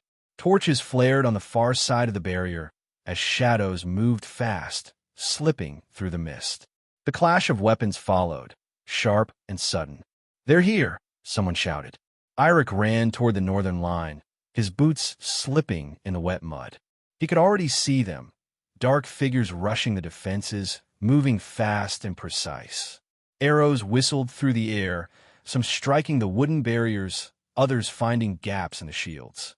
The villagers fought back, shouting, swinging their weapons wildly. Eirik pushed through to the front, blocking a spear strike with his shield and countering with a quick slash. The man went down, but two more took his place. The attackers weren't wild raiders. They fought with purpose, each move coordinated. Every time Eirik cut one down, another filled the space, pressing harder. Kjartan roared beside him, swinging his axe in wide arcs, holding the line. Olav, younger and less experienced, nearly slipped in the mud, but Eirik grabbed his arm, pulling him back just before his sword could reach him. "Hold the line," Eirik shouted, his voice cutting through the chaos. But the line was breaking. On the west side, the barrier gave way with a loud crack. More enemies poured in from that direction, flanking the defenders. Panic spread fast as villagers scrambled to hold both sides. Eirik's father appeared, his axe already bloodied, shouting orders to pull back toward the longhouse. "We can't hold them here. Fall back to the center." Eirik wanted to argue, but he saw the truth. They were outnumbered, and if they stayed at the edge, they'd be surrounded completely. "Fall back," he shouted, echoing his father's command. The villagers began retreating slowly, step by step, shields raised, weapons swinging to keep the attackers from rushing them. Eirik stayed at the back of the line, covering the retreat with Kjartan and Olaf. The attackers followed, pressing harder now, sensing the shift. Their horns sounded again, louder, almost triumphant. By the time they reached the center of the village, the defenders formed a rough circle around the longhouse, torches casting wild shadows on their faces. Children and women were ushered inside, while the men and older boys prepared for the next wave. Eirik stood near the front, his chest rising and falling with heavy breaths. He looked around, counting who was left. Too many were missing. Too many had already fallen. And then he saw him. The leader stepped into the open, walking calmly through the mist as if the chaos around him didn't exist. His pale eyes glinted in the torchlight, his spear still steady in his hand. He stopped just a few paces away, studying Eirik with that same unreadable calm. For a long moment, no one moved. The attacker stood behind him now, silent, waiting for his command. Finally, he spoke, his voice carrying over the crackling fires. "This ends now, Eirik. Come with me, and your people live. Refuse, and they all die before the sun rises." The words hung in the cold air, heavy and sharp. The villagers looked at Eirik, some with pleading eyes, others with anger, as if blaming him for this. Frida stood in the doorway of the longhouse, her face pale, but her gaze locked on her brother. Eirik didn't answer right away. His grip on his sword tightened, his knuckles white. The man tilted his head slightly. The gods chose you. You can feel it, can't you? This fight isn't for them. It's for you. Eirik's heart pounded. He wanted to deny it, to call him a liar. But deep down, he had felt it. The strange pull in his chest since that first encounter. The sense that this was bigger than him, bigger than this village. Still, he shook his head slowly. If you want me, you'll have to take me. The man's calm expression didn't change, but for the first time, there was a flicker of something else in his eyes. Approval, maybe, or amusement. So be it, he said softly. Then he lifted his spear high, and the horn sounded again. The attackers surged forward in unison, crashing against the villagers' line like a tide. Torches were knocked to the ground, sending sparks into the wet earth. The clash of weapons filled the night, louder and fiercer than before. Eirik fought at the very front, blocking strikes, slashing, kicking back attackers who tried to break through. Every swing of his sword felt heavier now, his muscles burning, but he didn't stop. Kjartan roared beside him, driving his axe deep into a man's shield, splintering it.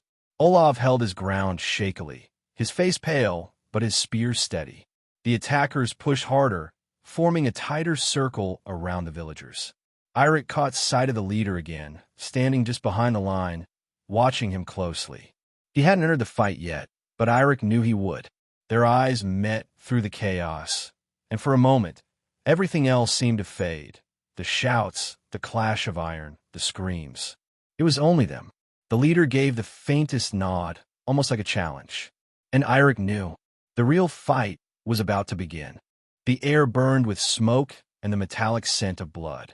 Sparks flew from the torches as they were knocked aside, some rolling into the mud, others catching on damp thatch before hissing out. The clash of steel against steel grew louder, faster, as the attackers pressed in tighter. Every inch of ground the villagers held was paid for with screams and sweat. Eirik moved like he was part of the storm itself, striking, blocking, pivoting, barely taking a breath between blows. His sword arm ached. His shield felt heavier with every strike, but he refused to stop. Every time one attacker fell, another took his place, moving with that same eerie precision. Kjartan fought like a madman beside him, roaring each time his axe split wood or bone, his face streaked with mud and blood. Olav stayed close, his hands trembling but his spear sharp and steady, thrusting each time someone came too near. But they were losing ground. Slowly, steadily, the attackers tightened the circle. A villager screamed as he was pulled down into the mud, 3 dark figures swarming him before he vanished beneath them. Another defender's shield splintered, and the man stumbled back, barely managing to grab a fallen axe in time to block a killing strike. The villagers had formed a rough half-circle around the longhouse, but cracks were opening.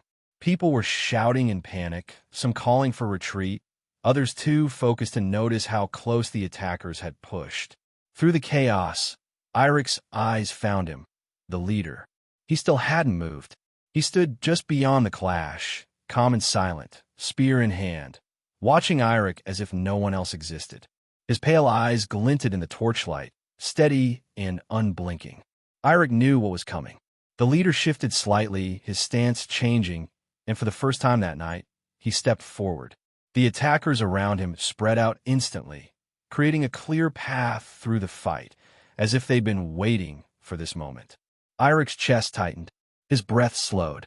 The noise of battle seemed to fade, replaced by the pounding of his heartbeat. The leader walked closer, each step deliberate, spear balanced in his right hand. He moved like a man who had done this 100 times before, each stride confident but unhurried.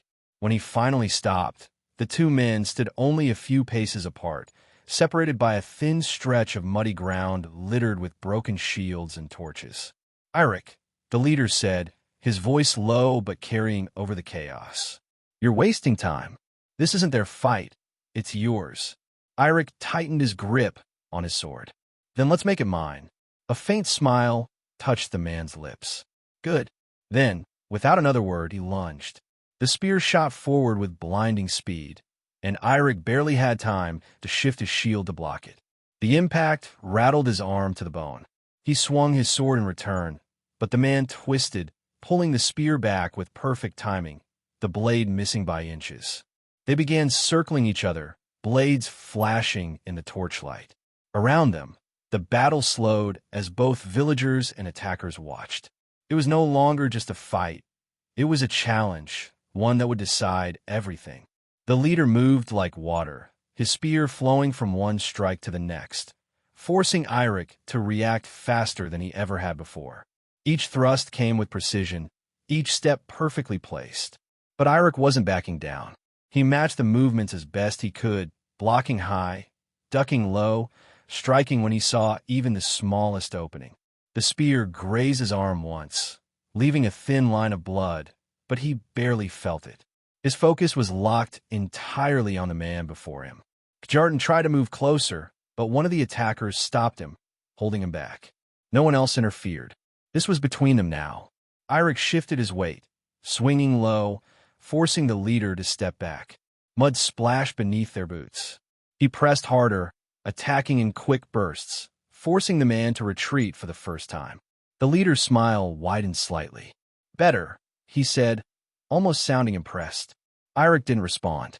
He struck again, this time feinting left before cutting right.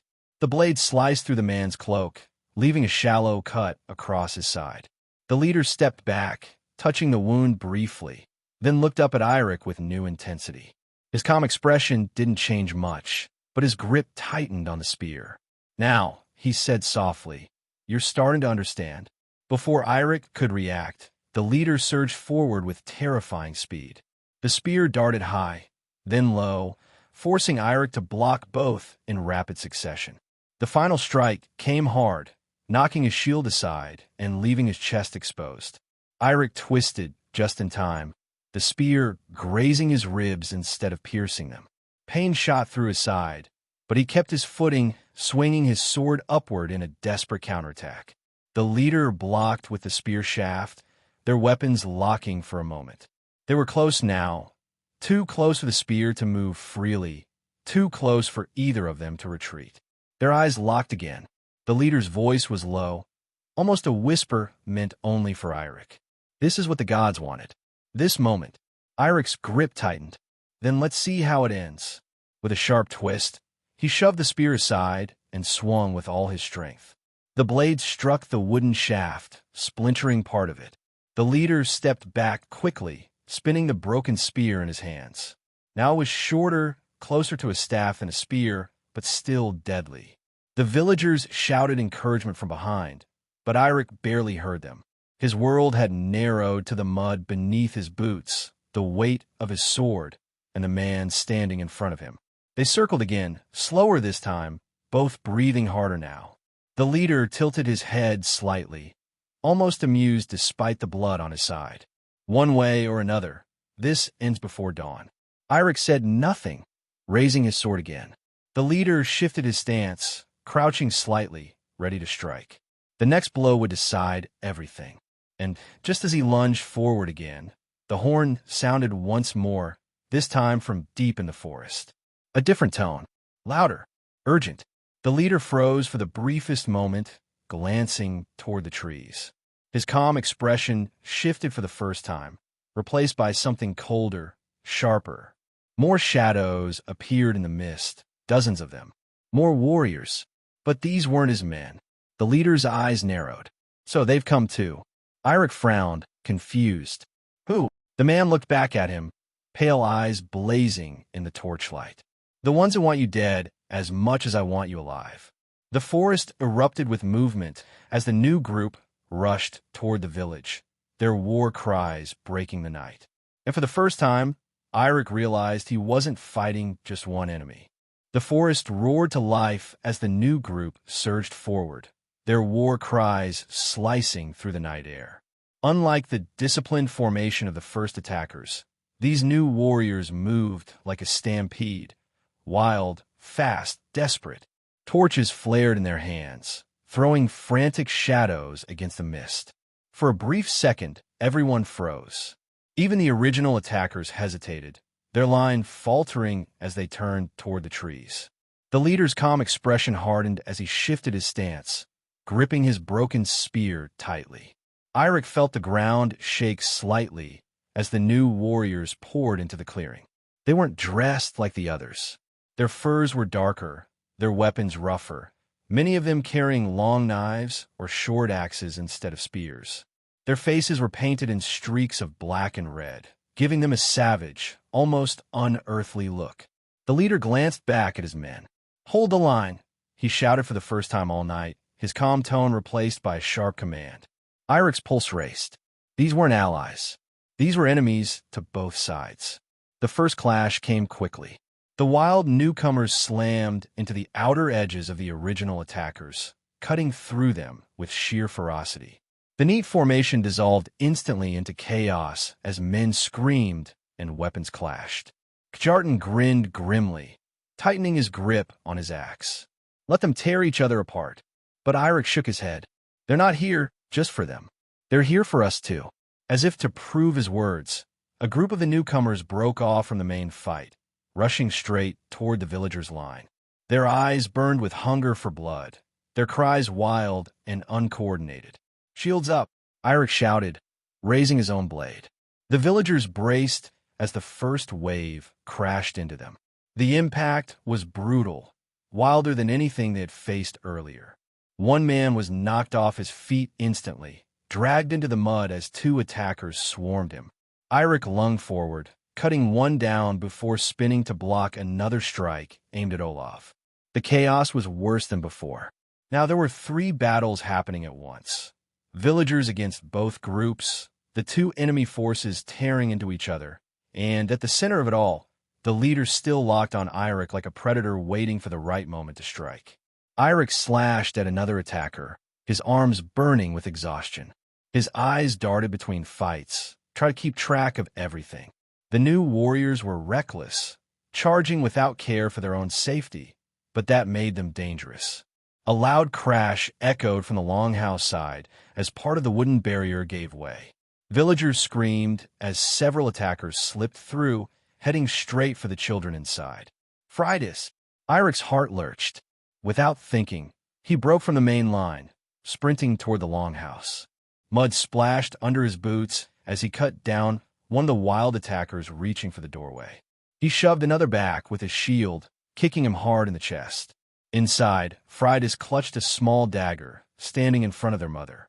Her face was pale but determined, her hands shaking. "Stay inside," Eirik ordered, stepping in front of her as another attacker rushed the doorway. His sword flashed, cutting the man down before he could reach them. Behind him, the battle roared louder. Shouts, metal, and screams mixed together until it was impossible to tell who was winning. And then he felt it. That same presence. That same cold stare. Eirik turned slowly, his breath coming in sharp gasps. The leader stood a few paces away, his broken spear still in hand, untouched by the chaos raging around him. The two men locked eyes again. The leader didn't speak at first. He just studied Eirik, his expression unreadable in the firelight. Finally, he stepped forward, slow and deliberate. "This changes nothing," he said calmly, even as men screamed and died around them. "You still belong to me." Eirik tightened his grip on his sword, shifting his stance. "You'll have to earn that." The leader's pale eyes glinted with something close to satisfaction. "Good." He lunged forward again, and their weapons clashed with a sharp crack. The fight began anew, faster and harder than before. Eirik's muscles screamed with effort as he blocked each strike, countering with desperate swings. This time, the leader was more aggressive. His strikes came faster, his movements sharper, as if the chaos around them had stripped away any restraint. Eirik barely kept up, his blade meeting the broken spear again and again in quick bursts. Around them, the battle blurred. Villagers and attackers crashed into each other, neither side holding any clear advantage. The wild newcomers fought with a frenzy that was tearing through both groups, leaving the ground slick with blood. Kjartan shouted something from across the clearing, but Eirik barely heard him. His world had narrowed once more to the man in front of him. The leader spun his spear low, sweeping at Eirik's legs. Eirik jumped back just in time, mud spraying around his boots. He countered with a quick slash, grazing the man's arm. The leader's expression didn't change, but his grip tightened. "Better," he said again, almost amused despite the blood running down his arm. Eirik pressed harder, forcing the man to step back once, then twice. For the first time, he felt like he had the advantage. But then the leader shifted his weight, twisting his body in a way Eirik didn't expect. The broken spear shot forward, slamming into Eirik's ribs. Pain exploded through his side, and he stumbled back, gasping. The leader stepped closer, pressing the spear against his chest. For a moment, Eirik thought this was it, that it was over. Then, suddenly, a wild newcomer crashed into them from the side, slamming into the leader and knocking him back. The spear slid away, giving Eirik just enough space to breathe again. The leader shoved the man off him and spun, driving the spear into the attacker's chest with one smooth motion. The wild man fell instantly, but the interruption had broken the rhythm. Eirik pushed himself up, gripping his sword tighter despite the pain in his ribs. The leader turned back toward him, his pale eyes blazing now, the calmness finally slipping away. "This ends now," he said, his voice low, almost a growl. Eirik raised his sword again, his own breathing ragged. "Then finish it." The leader crouched slightly, preparing for another strike. The battle raged louder around them, but in that moment, everything felt quiet. And then, just as the leader lunged forward, a sudden blaze of light flared at the edge of the forest. Torches, dozens of them. Another group was coming. The leader froze mid-step, his head snapping toward the new light. His expression changed, not fear, but something close to anger, maybe even worry. Eirik followed his gaze, his heart pounding. The forest was alive again, shadows moving between the trees. Whoever they weren't with either side. And as the sound of heavy drums began to echo in the distance, Eirik felt a cold realization settle in his chest. The real war hadn't even started yet. The drums grew louder, a deep, steady rhythm that seemed to shake the ground beneath their feet. Every beat echoed through the clearing, cutting through the chaos of the ongoing battle. Both sides, Eirik's defenders and the original attackers, paused for just a moment, turning their heads toward the forest. Even the wild newcomers hesitated, their frenzied shouts falling quiet as the sound rolled over them. The torches moved closer, weaving through the mist in perfect formation. Unlike the wild, uncoordinated rush of the new attackers, this group moved with purpose. Their steps were synchronized, steady, and slow. It felt less like an army and more like a procession, calm, deliberate, and terrifyingly confident. Eirik's chest tightened as he stared into the dark, trying to make out who, or what, was coming. The leader beside him tensed, his pale eyes narrowing. For the first time since the night began, there was no trace of calm in his expression. His grip on the broken spear shifted slightly, his knuckles white. "They weren't supposed to be here," he muttered under his breath, more to himself than anyone else. Eirik didn't take his eyes off the forest. "Who are they?" The man didn't answer right away. His jaw tightened, his focus locked on the torches. Finally, he said quietly, "Not allies. Not yours. Not mine. Something worse." The drums quickened, the rhythm sharp and almost ritualistic now. The mist parted slowly, revealing figures emerging from the trees. They were unlike either group that had attacked the village tonight. They wore heavy cloaks lined with dark furs, their faces shadowed by hoods. Each carried a long spear tipped with blackened iron, and around their necks hung charms of bone and twisted metal. Strange symbols were painted across their chests in dark streaks, glinting in the torchlight. And at the front, a single figure walked taller than the rest, carrying no weapon at all. The moment he stepped into the clearing, the air seemed to shift, colder, heavier. His hood was drawn low, but even from a distance, Eirik could feel the weight of his stare. The leader beside Eirik spat into the mud, his voice low and sharp. "Draugr hunters, grave priests, whatever you call them, they don't fight for gold or gods. They fight for something else." Eirik's grip tightened on his sword. What do they want? The leader looked at him, his pale eyes unreadable. You. The drums stopped abruptly, leaving only the crackle of distant fires and the sound of ragged breathing from the fighters who had paused mid-battle. The cloaked figure at the front finally spoke, his voice calm, smooth, and strangely commanding. Step aside. We've come for the chosen. Eirik froze. Chosen. The word echoed in his mind, twisting in his chest. The leader stepped forward slightly, his broken spear still in hand. You're too late, he said firmly. He's under my protection. The hooded figure tilted his head slightly, as if studying him. Your protection, he said, his voice almost amused. The gods chose him, not you. Step aside, or be swept aside. The leader's pale eyes glinted. I don't answer to you. The hooded man gave a slow nod, as if that answer had been expected. Then he raised his hand slightly, and the cloaked warriors behind him shifted, lowering their spears. The air tightened again, the silence so heavy that every breath felt loud. Then, with no warning, the new group moved. They didn't charge like the others had. They advanced slowly, but with absolute precision, their formation unbroken. Spears glinted in the torchlight as they cut across the clearing, pushing through the chaos. The wild newcomers tried to stop them first, rushing forward with their usual frenzy, but it was like watching waves crash against rock. The cloaked warriors struck with brutal efficiency, every thrust of a spear deliberate, every movement practiced. Within moments, several of the wild attackers lay in the mud, unmoving. The original attackers tried next, but they fared no better. Their disciplined formations crumbled under the cold precision of the newcomers. It wasn't a battle. It was a slaughter.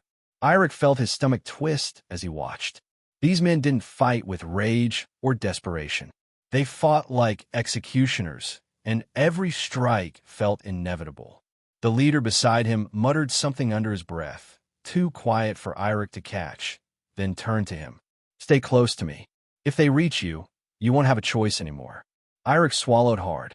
What do they want with me? The leader's jaw tightened. You already know.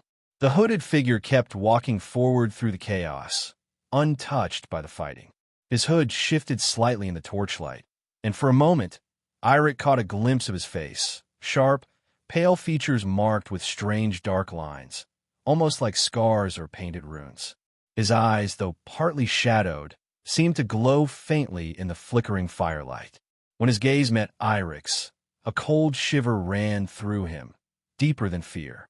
The man raised his hand again, and the cloaked warriors slowed, forming a tight ring around the center of the clearing. The battle between the other two groups had all but stopped, both sides pulling back instinctively as the new force took control of the space. Finally, the hooded man spoke again, his voice carrying clearly across the clearing. Eirik, son of Halfdan, step forward. Eirik's heart pounded. He hadn't told anyone his full name that night. The villagers behind him murmured nervously, their voices filled with confusion and fear. Fridas clutched their mother's arm, her wide eyes fixed on him. Eirik shook his head slowly. I'm not going anywhere with you. The hooded man's head tilted slightly, as if disappointed. You don't understand. You were marked long before tonight. The gods put their sign on you before you were even born. You can fight me. You can fight him. He gestured to the leader beside Eirik, but you can't fight what you are. The leader shifted his stance slightly, his grip tightening on his spear. He's not yours to take. The hooded man gave him a long, cold look. And you think he's yours? Neither of them moved, but the tension between them felt like a storm about to break. Eirik looked from one to the other, his breath coming fast. His mind raced with questions he couldn't ask, things he didn't understand. What do they mean, Marked? What did any of this have to do with him? The hooded man raised his hand slightly again, and his warriors took a single step closer, tightening the ring. This is your last chance, he said calmly. Come with us willingly, or we take you when the sun rises. Either way, you won't leave this place as the man you are now. Eirik gripped his sword tighter, his jaw set. Then you'll have to try. The hooded man didn't sigh, didn't show anger, just lowered his hand again. So be it. The drums started once more, louder than before, pounding like a heartbeat. The cloaked warriors raised their spears in unison. The leader beside Eirik crouched slightly, preparing to move. His voice was low, urgent. "Whatever happens, don't let them touch you. Not even for a second." The first spear struck the ground with a sharp crack, and then the ring of warriors moved forward. The real fight had only just begun. The ring of cloaked warriors moved in with a perfect, terrifying rhythm. Their boots sank into the wet mud in unison, and every spear lowered to the same height, tips glinting like teeth in the firelight. The sound of the drums matched their steps, deep and steady, almost hypnotic. The villagers tightened their formation instinctively, pulling closer together near the longhouse. Freydis clung to their mother, her small dagger still clutched in trembling hands. The original attackers and the wild newcomers had fallen back entirely now, forming a loose outer circle, as if even they feared to challenge the newcomers directly. Eirik stood at the very front, his sword raised, his body tense. His ribs still ached from the earlier strike, his arms burned with exhaustion, but he didn't move back. He couldn't. The leader stood beside him, broken spear in hand, his pale eyes locked on the hooded figure approaching steadily. For the first time, the man looked almost human, his calm mask cracking slightly as the reality of the situation settled over him. "Stay close," the leader said under his breath, his voice low but firm. "If they separate us, you won't last a heartbeat." Eirik nodded slightly, his eyes fixed on the nearest cloaked warrior. The ring closed tighter. The spears glinted as they lifted higher, preparing to strike. Then, the hooded man raised his hand sharply, and the warriors froze mid-step. The drums stopped. Silence crashed over the clearing, heavy and suffocating. The hooded man stepped forward, his cloak brushing against the wet ground. He stopped only a few paces from Eirik, his hood still shadowing most of his face. "You're wasting time fighting us," he said calmly, his voice almost conversational despite the tension. "The others are just pawns. This village, this fight, it's nothing compared to what's coming. You should be standing with us." Eirik tightened his grip on his sword. "I don't even know who you are." The hooded man tilted his head slightly, as if surprised by the answer. "You know enough. You felt it. The dreams. The pull in your chest. You think that's just fear? No, boy. That's the gods calling you. We're the only ones who can teach you what that means." Eirik hesitated for just a heartbeat, his mind flashing to the strange feeling he had carried for days, that sense of being watched, of being chosen. But he shook it off, glaring at the man. "I'm not going anywhere with you." The hooded man gave a slow, deliberate nod, almost like he expected that answer. "Then you'll die with them." Before Eirik could respond, the hooded man stepped back and lowered his hand. The drums thundered again, faster now, almost frantic. The cloaked warriors surged forward in perfect unison, their spears striking at once. The villagers screamed as the clash began. Eirik swung his sword, knocking aside the first spear aimed at his chest. The leader lunged beside him, his broken spear darting forward, taking one of the warriors in the throat before spinning to block another strike. The ring of warriors pressed in tighter, moving like a single creature, every motion coordinated. Each time one fell, two more seemed to take his place, tightening the circle. Kjartan roared from behind, swinging his axe in wide arcs, holding off two warriors at once. Olav, still shaky but determined, thrust his spear into a gap between two cloaks, sending one man stumbling back. The air filled with the clash of steel, the crack of wood, and the deep pounding of drums. Eirik moved instinctively, blocking, slashing, dodging as best he could. Every strike from the cloaked warriors felt precise, aimed not just to kill, but to trap him, to push him closer to the center of the circle. The leader noticed too.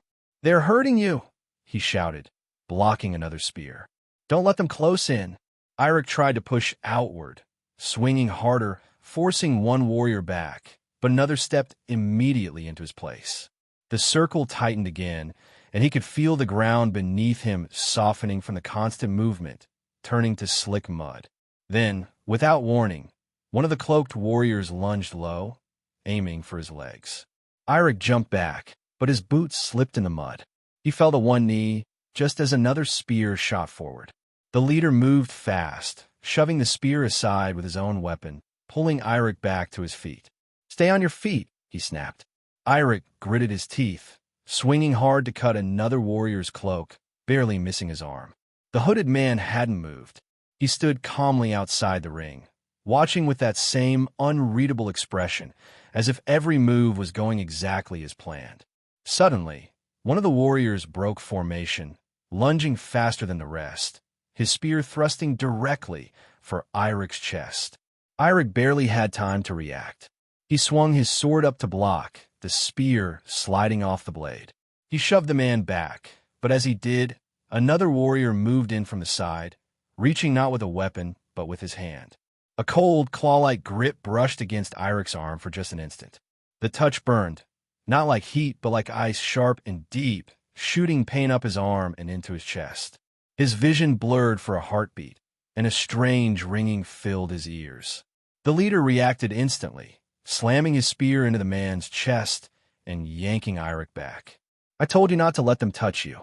Eirik staggered, gripping his arm, his heart pounding faster than before. His chest felt tight, almost as if something inside him was pulling toward the hooded man. The hooded figure tilted his head slightly, a faint smile on his lips. "Too late. It's begun." Eirik's eyes widened. What did you do?" The man didn't answer. He just turned slightly to his warriors. "Bring him to me." The drums thundered louder than ever, almost frantic, as the cloaked warriors surged forward in unison, striking harder, faster, forcing everyone back. The leader grabbed Eirik's shoulder, his voice sharp. "You have to fight it. Don't listen to him. Stay with me." Eirik tried to steady himself, gripping his sword tighter, but the strange burning in his chest grew worse. His heartbeat felt heavy, uneven, almost like it was no longer his own. The hooded man stepped closer now, his calm voice cutting through the chaos. "You can feel it, can't you?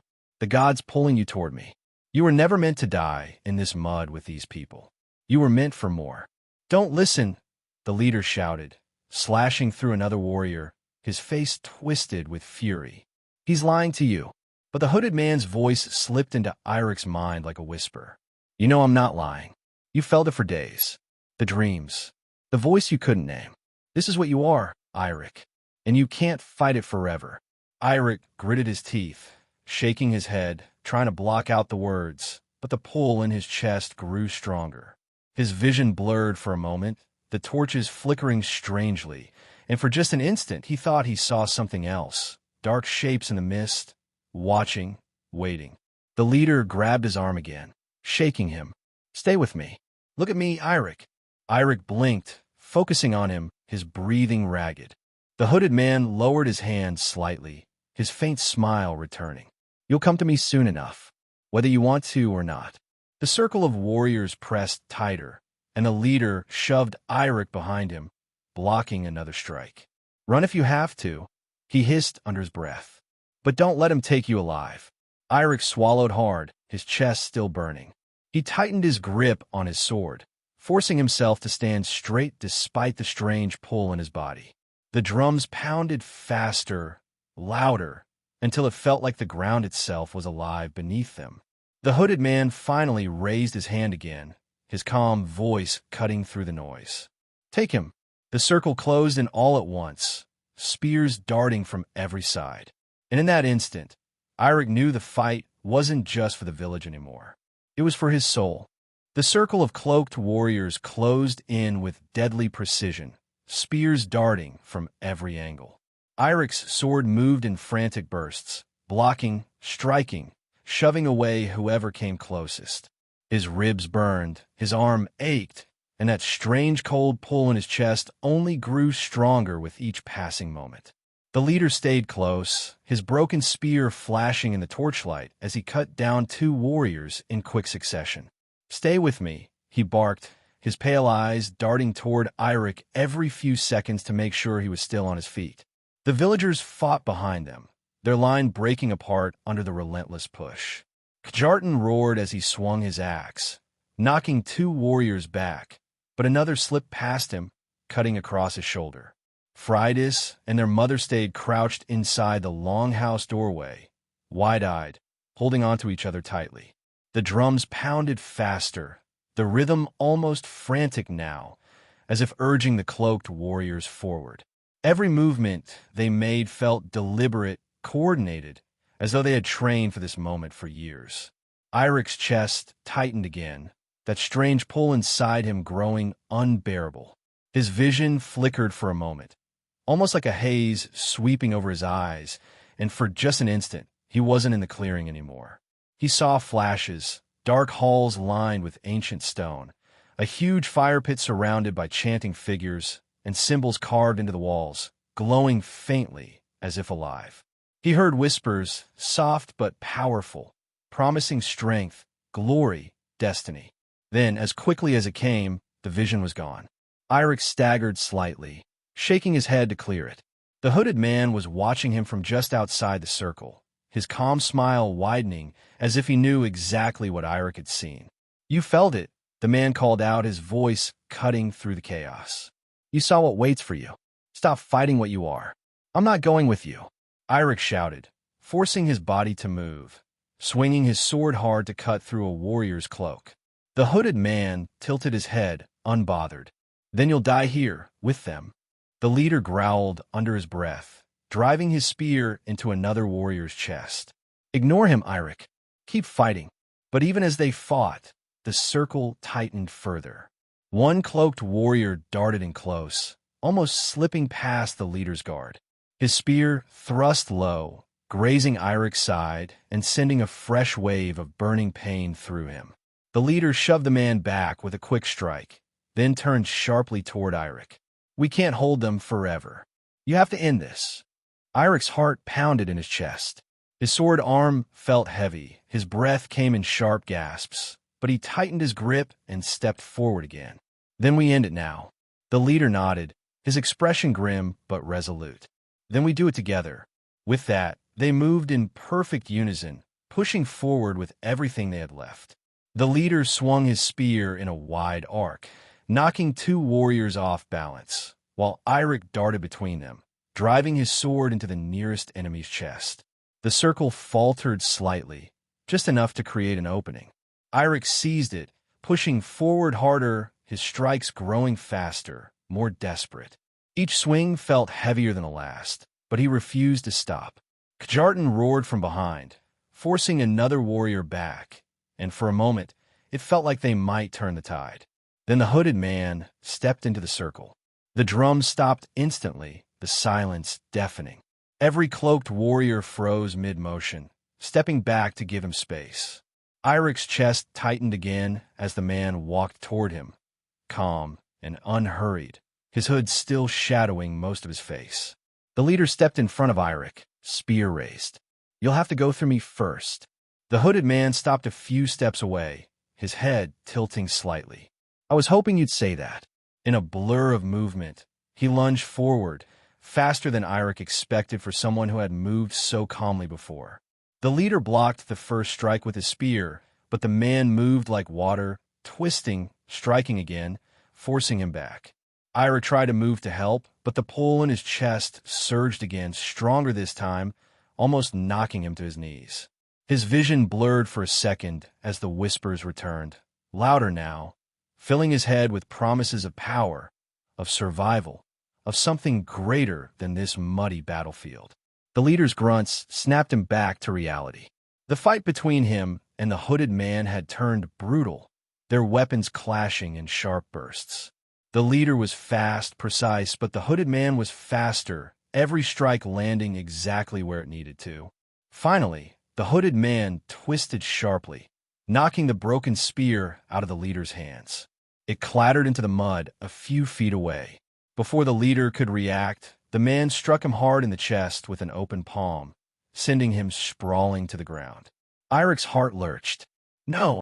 The hooded man turned toward him slowly, lowering his hood for the first time. His face was sharp, marked with faint glowing lines that looked almost alive. His pale eyes burned with an unnatural light as he stared directly at Eirik. "This is the last time I'll ask," he said, his voice calm but firm. "Come with me." Eirik tightened his grip on his sword, forcing himself to stay upright despite the strange pull in his chest. "I told you, I'm not going anywhere with you." The hooded man sighed softly, almost like a disappointed teacher. "Then you leave me no choice." He stepped forward, raising his hand slightly. The cloaked warriors moved again, closing in, their spears raised. But before they could strike, the leader moved. Despite the blow he had taken, he forced himself up, grabbing his broken spear from the mud. With a roar, he lunged forward, driving the weapon straight toward the hooded man's chest. The man twisted at the last moment, the spear grazing his side instead of piercing him, but the attack threw him off balance for just a second. Eirik didn't hesitate. He surged forward, swinging his sword with everything he had left. The blade cut across the hooded man's arm, deep enough to draw blood. The man stepped back sharply, his calm expression cracking for the first time, replaced by something sharp, angry. The cloaked warriors froze in shock, their formation faltering. The hooded man looked down his arm, watching the blood drip, then raised his eyes to Eirik. His voice was low now, almost a growl. "You have no idea what you've just done." Before Eirik could react, the man raised his hand high, and a deep, echoing sound rolled through the clearing, deeper than the drums, almost like the earth itself groaning. The torches flickered wildly, the mist thickening around them, and strange shadows moved just beyond the tree line, too big, too fast to be human. The hooded man's faint smile returned, but now it was colder, darker. "You wanted to fight your fate. Now you'll see what happens to those who try." The ground beneath them shook, the mud rippling like water. The villagers screamed as something massive moved in the shadows, the trees bending as if something huge was pushing through them. Eirik tightened his grip on his sword, his heart pounding so hard it hurt. The leader stepped beside him again, his breathing ragged but his pale eyes fierce. "Whatever happens next," he said, "don't stop fighting. Not now." And then, with a deafening crack, the trees at the edge of the forest split open as something huge stepped into the clearing, something that didn't belong to the world of men. The clearing fell silent for the briefest moment as the massive figure emerged from the forest. The mist curled around its body like smoke, and the air seemed to grow heavier with every step it took. It was taller than any man, its shoulders broad, its arms long and corded with muscle. Its face was shadowed beneath a thick hood of dark fur, but faint glimmers of pale eyes flashed in the torchlight, unblinking and unnatural. The villagers gasped, some stepping back instinctively. Even the original attackers, hardened warriors, shifted nervously, their lines faltering. Eirik gripped his sword tighter, his heart hammering in his chest. The pull in his chest surged again, stronger than ever, almost dragging him forward. His legs trembled as if his own body wanted to move toward the creature against his will. The hooded man smiled faintly, his calm demeanor returning as if everything was now perfectly under his control. "Do you see, Eirik? This is what you were meant for. You're bound to them. You always have been." The leader stepped in front of Eirik, his broken spear raised despite his injuries. His breathing was labored, but his pale eyes stayed sharp. "Ignore him," he growled. "That thing isn't a god. It's just a weapon." The creature stepped fully into the torchlight, and for the first time, its hood slipped slightly, revealing part of its face. It wasn't entirely human. Its skin was rough and pale, marked with faint, glowing lines similar to those on the hooded man's face. Its mouth curved into a strange, almost human smirk as it tilted its head toward Eirik. The hooded man raised his hand slightly, and the creature stopped, waiting. "You can feel it, can't you?" the man said. "The connection. It's not here to kill you. It's here for you. With you, it can awaken fully." Eirik shook his head, forcing himself to take a step back, even though the pull in his chest felt like hooks digging into his ribs. "I'm not part of this. I'm not whatever you think I am." The hooded man's calm expression didn't waver. "You can't deny blood, boy.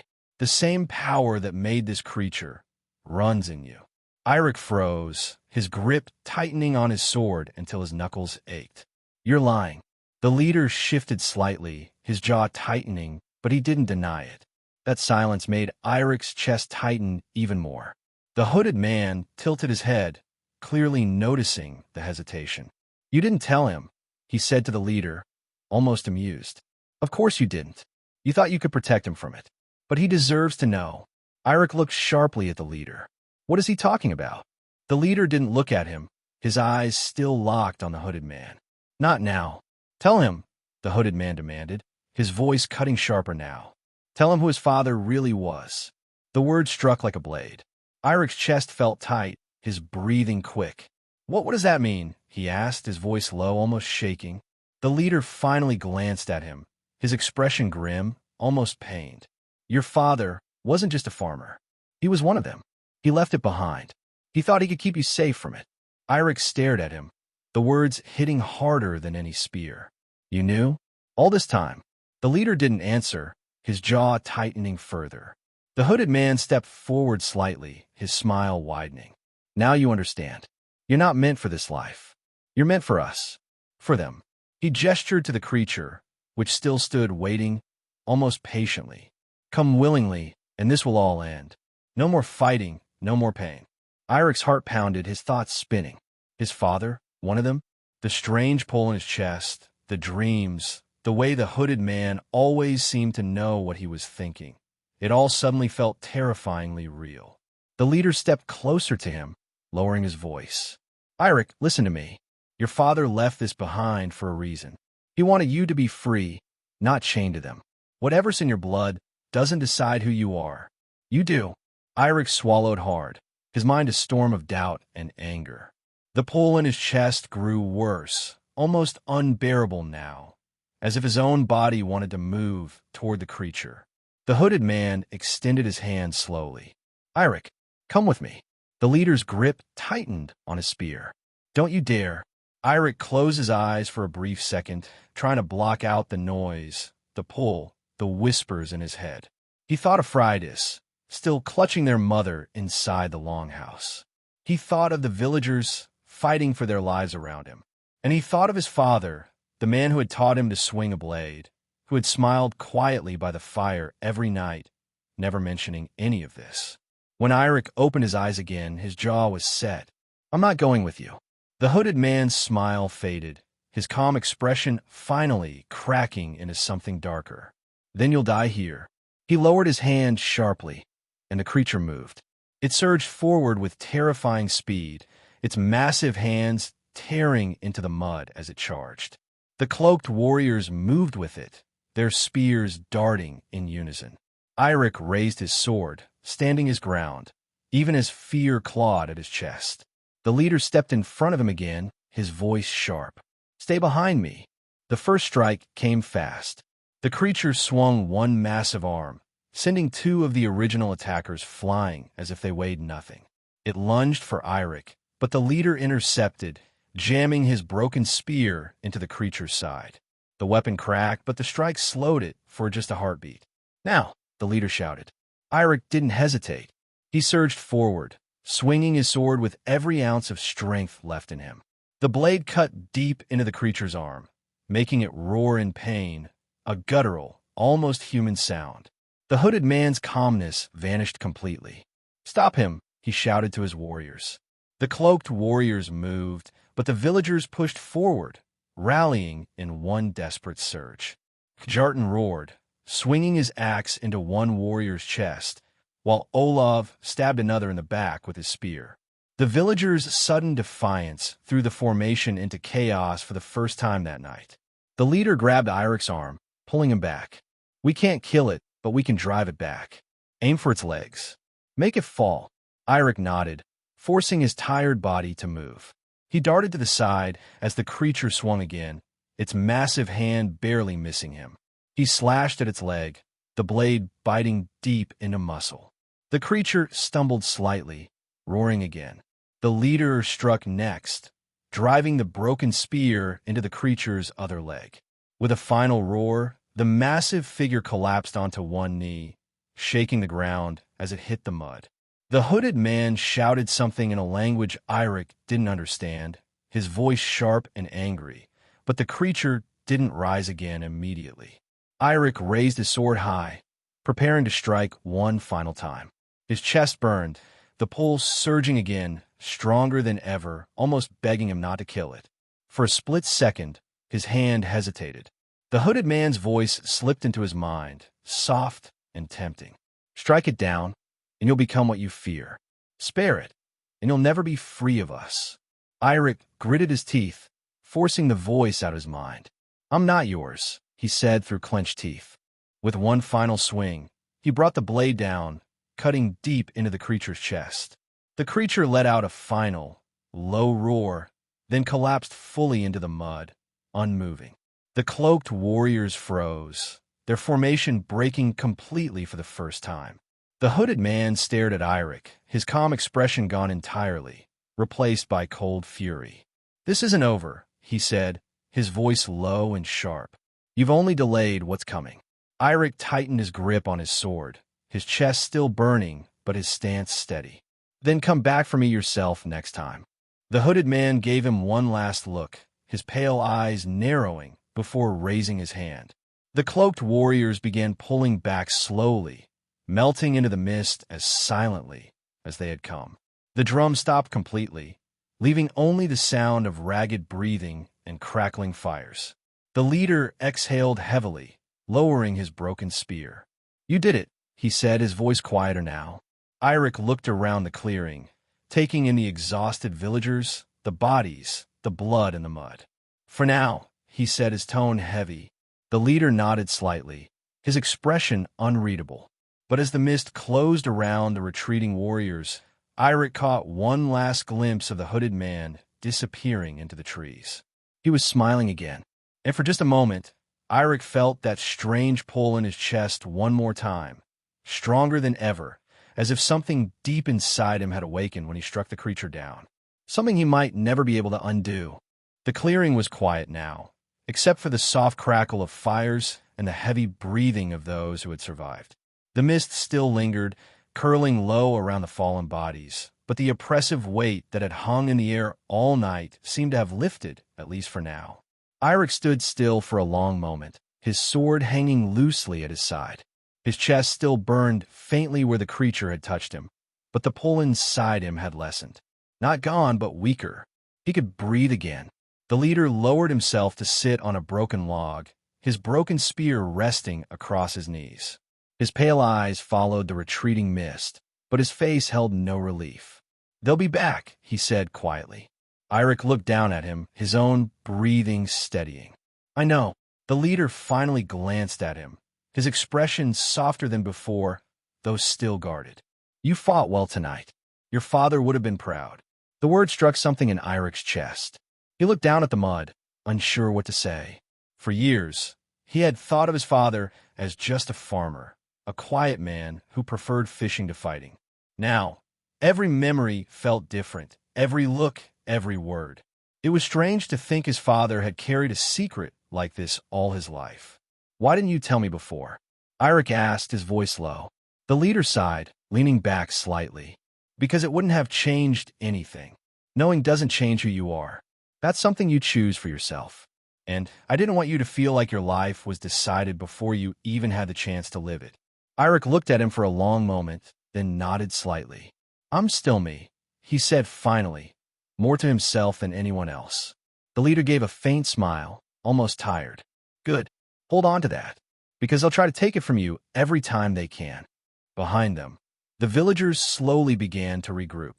Kjartan sat on the steps of the longhouse, his axe resting against his shoulder, his broad chest still heaving from the fight. His wife tended to a cut along his arm, muttering about his carelessness. Olav limped past, helping one of the wounded sit down near the fire, his young face set with a seriousness that hadn't been there before tonight. Freydis and their mother finally stepped out of the longhouse. Freydis' eyes went straight to Eirik, and she ran to him, throwing her arms around his waist. You're alive, she said, her voice muffled against his tunic. Eirik rested a hand on her head, his chest tightening in a different way now. I told you I'd keep you safe. Their mother approached more slowly, her eyes tired but soft. She didn't say much, just placed a hand on his arm and gave a small nod, as if that said everything she needed to. The villagers gathered around the fires as the night stretched on. The wounded were treated as best as possible, and those who could still stand helped to move the fallen to one side of the clearing.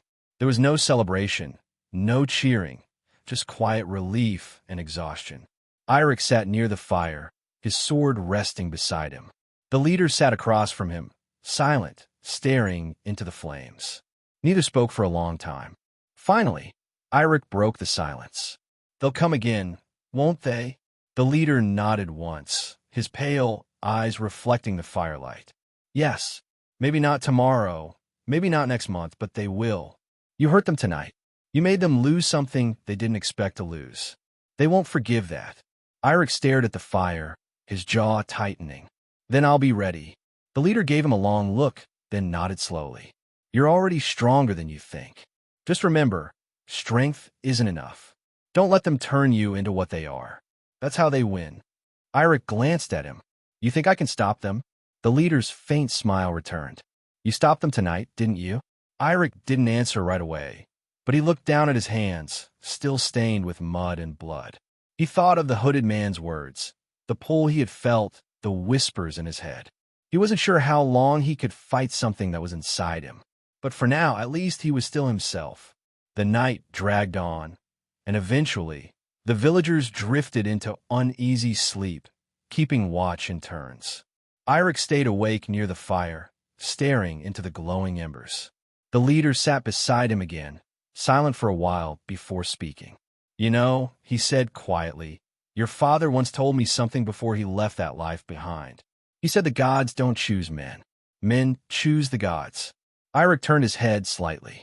"Do you believe that?" The leader shrugged, his gaze still on the flames. "I believe you're more than whatever they think you are. That's enough for me." Eirik looked back at the fire, the words settling in his chest. For the first time that night, the pull inside him felt quieter, like a distant echo rather than a command. When the sun finally began to rise, the mist started to thin, and the forest beyond the clearing grew clear again. Birds began to chirp hesitantly, as if unsure it was safe. The village was battered and scarred, but it still stood. Eirik stood slowly, stretching his sore muscles. Freydis was asleep against their mother's side, and Kjartan had dozed off sitting upright, his axe still in his hands. The leader rose too, leaning slightly on his broken spear. His pale eyes scanned the tree line, then settled on Eirik. "This isn't over," he said again, his tone more matter-of-fact than warning. Eirik nodded, his jaw set. "I know, but next time I won't be afraid." The leader studied him for a moment, then gave a small nod of approval. "Good, because fear is what they feed on." Eirik looked out at the forest, the sunlight glinting through the trees. Somewhere out there, the hooded man was watching, waiting. He could almost feel it. But for now, the village was safe, his family was safe, and that was enough. As he turned to walk back toward the longhouse, the faintest breeze stirred through the clearing, carrying a soft whisper only he could hear. "You can't run from what you are forever." Eirik paused, his hand tightening around his sword, but he didn't turn back to the forest. "Maybe not," he said quietly to himself, "but I can choose who I'll be until the end." He stepped inside the longhouse as the first full light of morning broke over the village, the mist finally lifting into the brightening sky. And for the first time in days, he allowed himself to hope.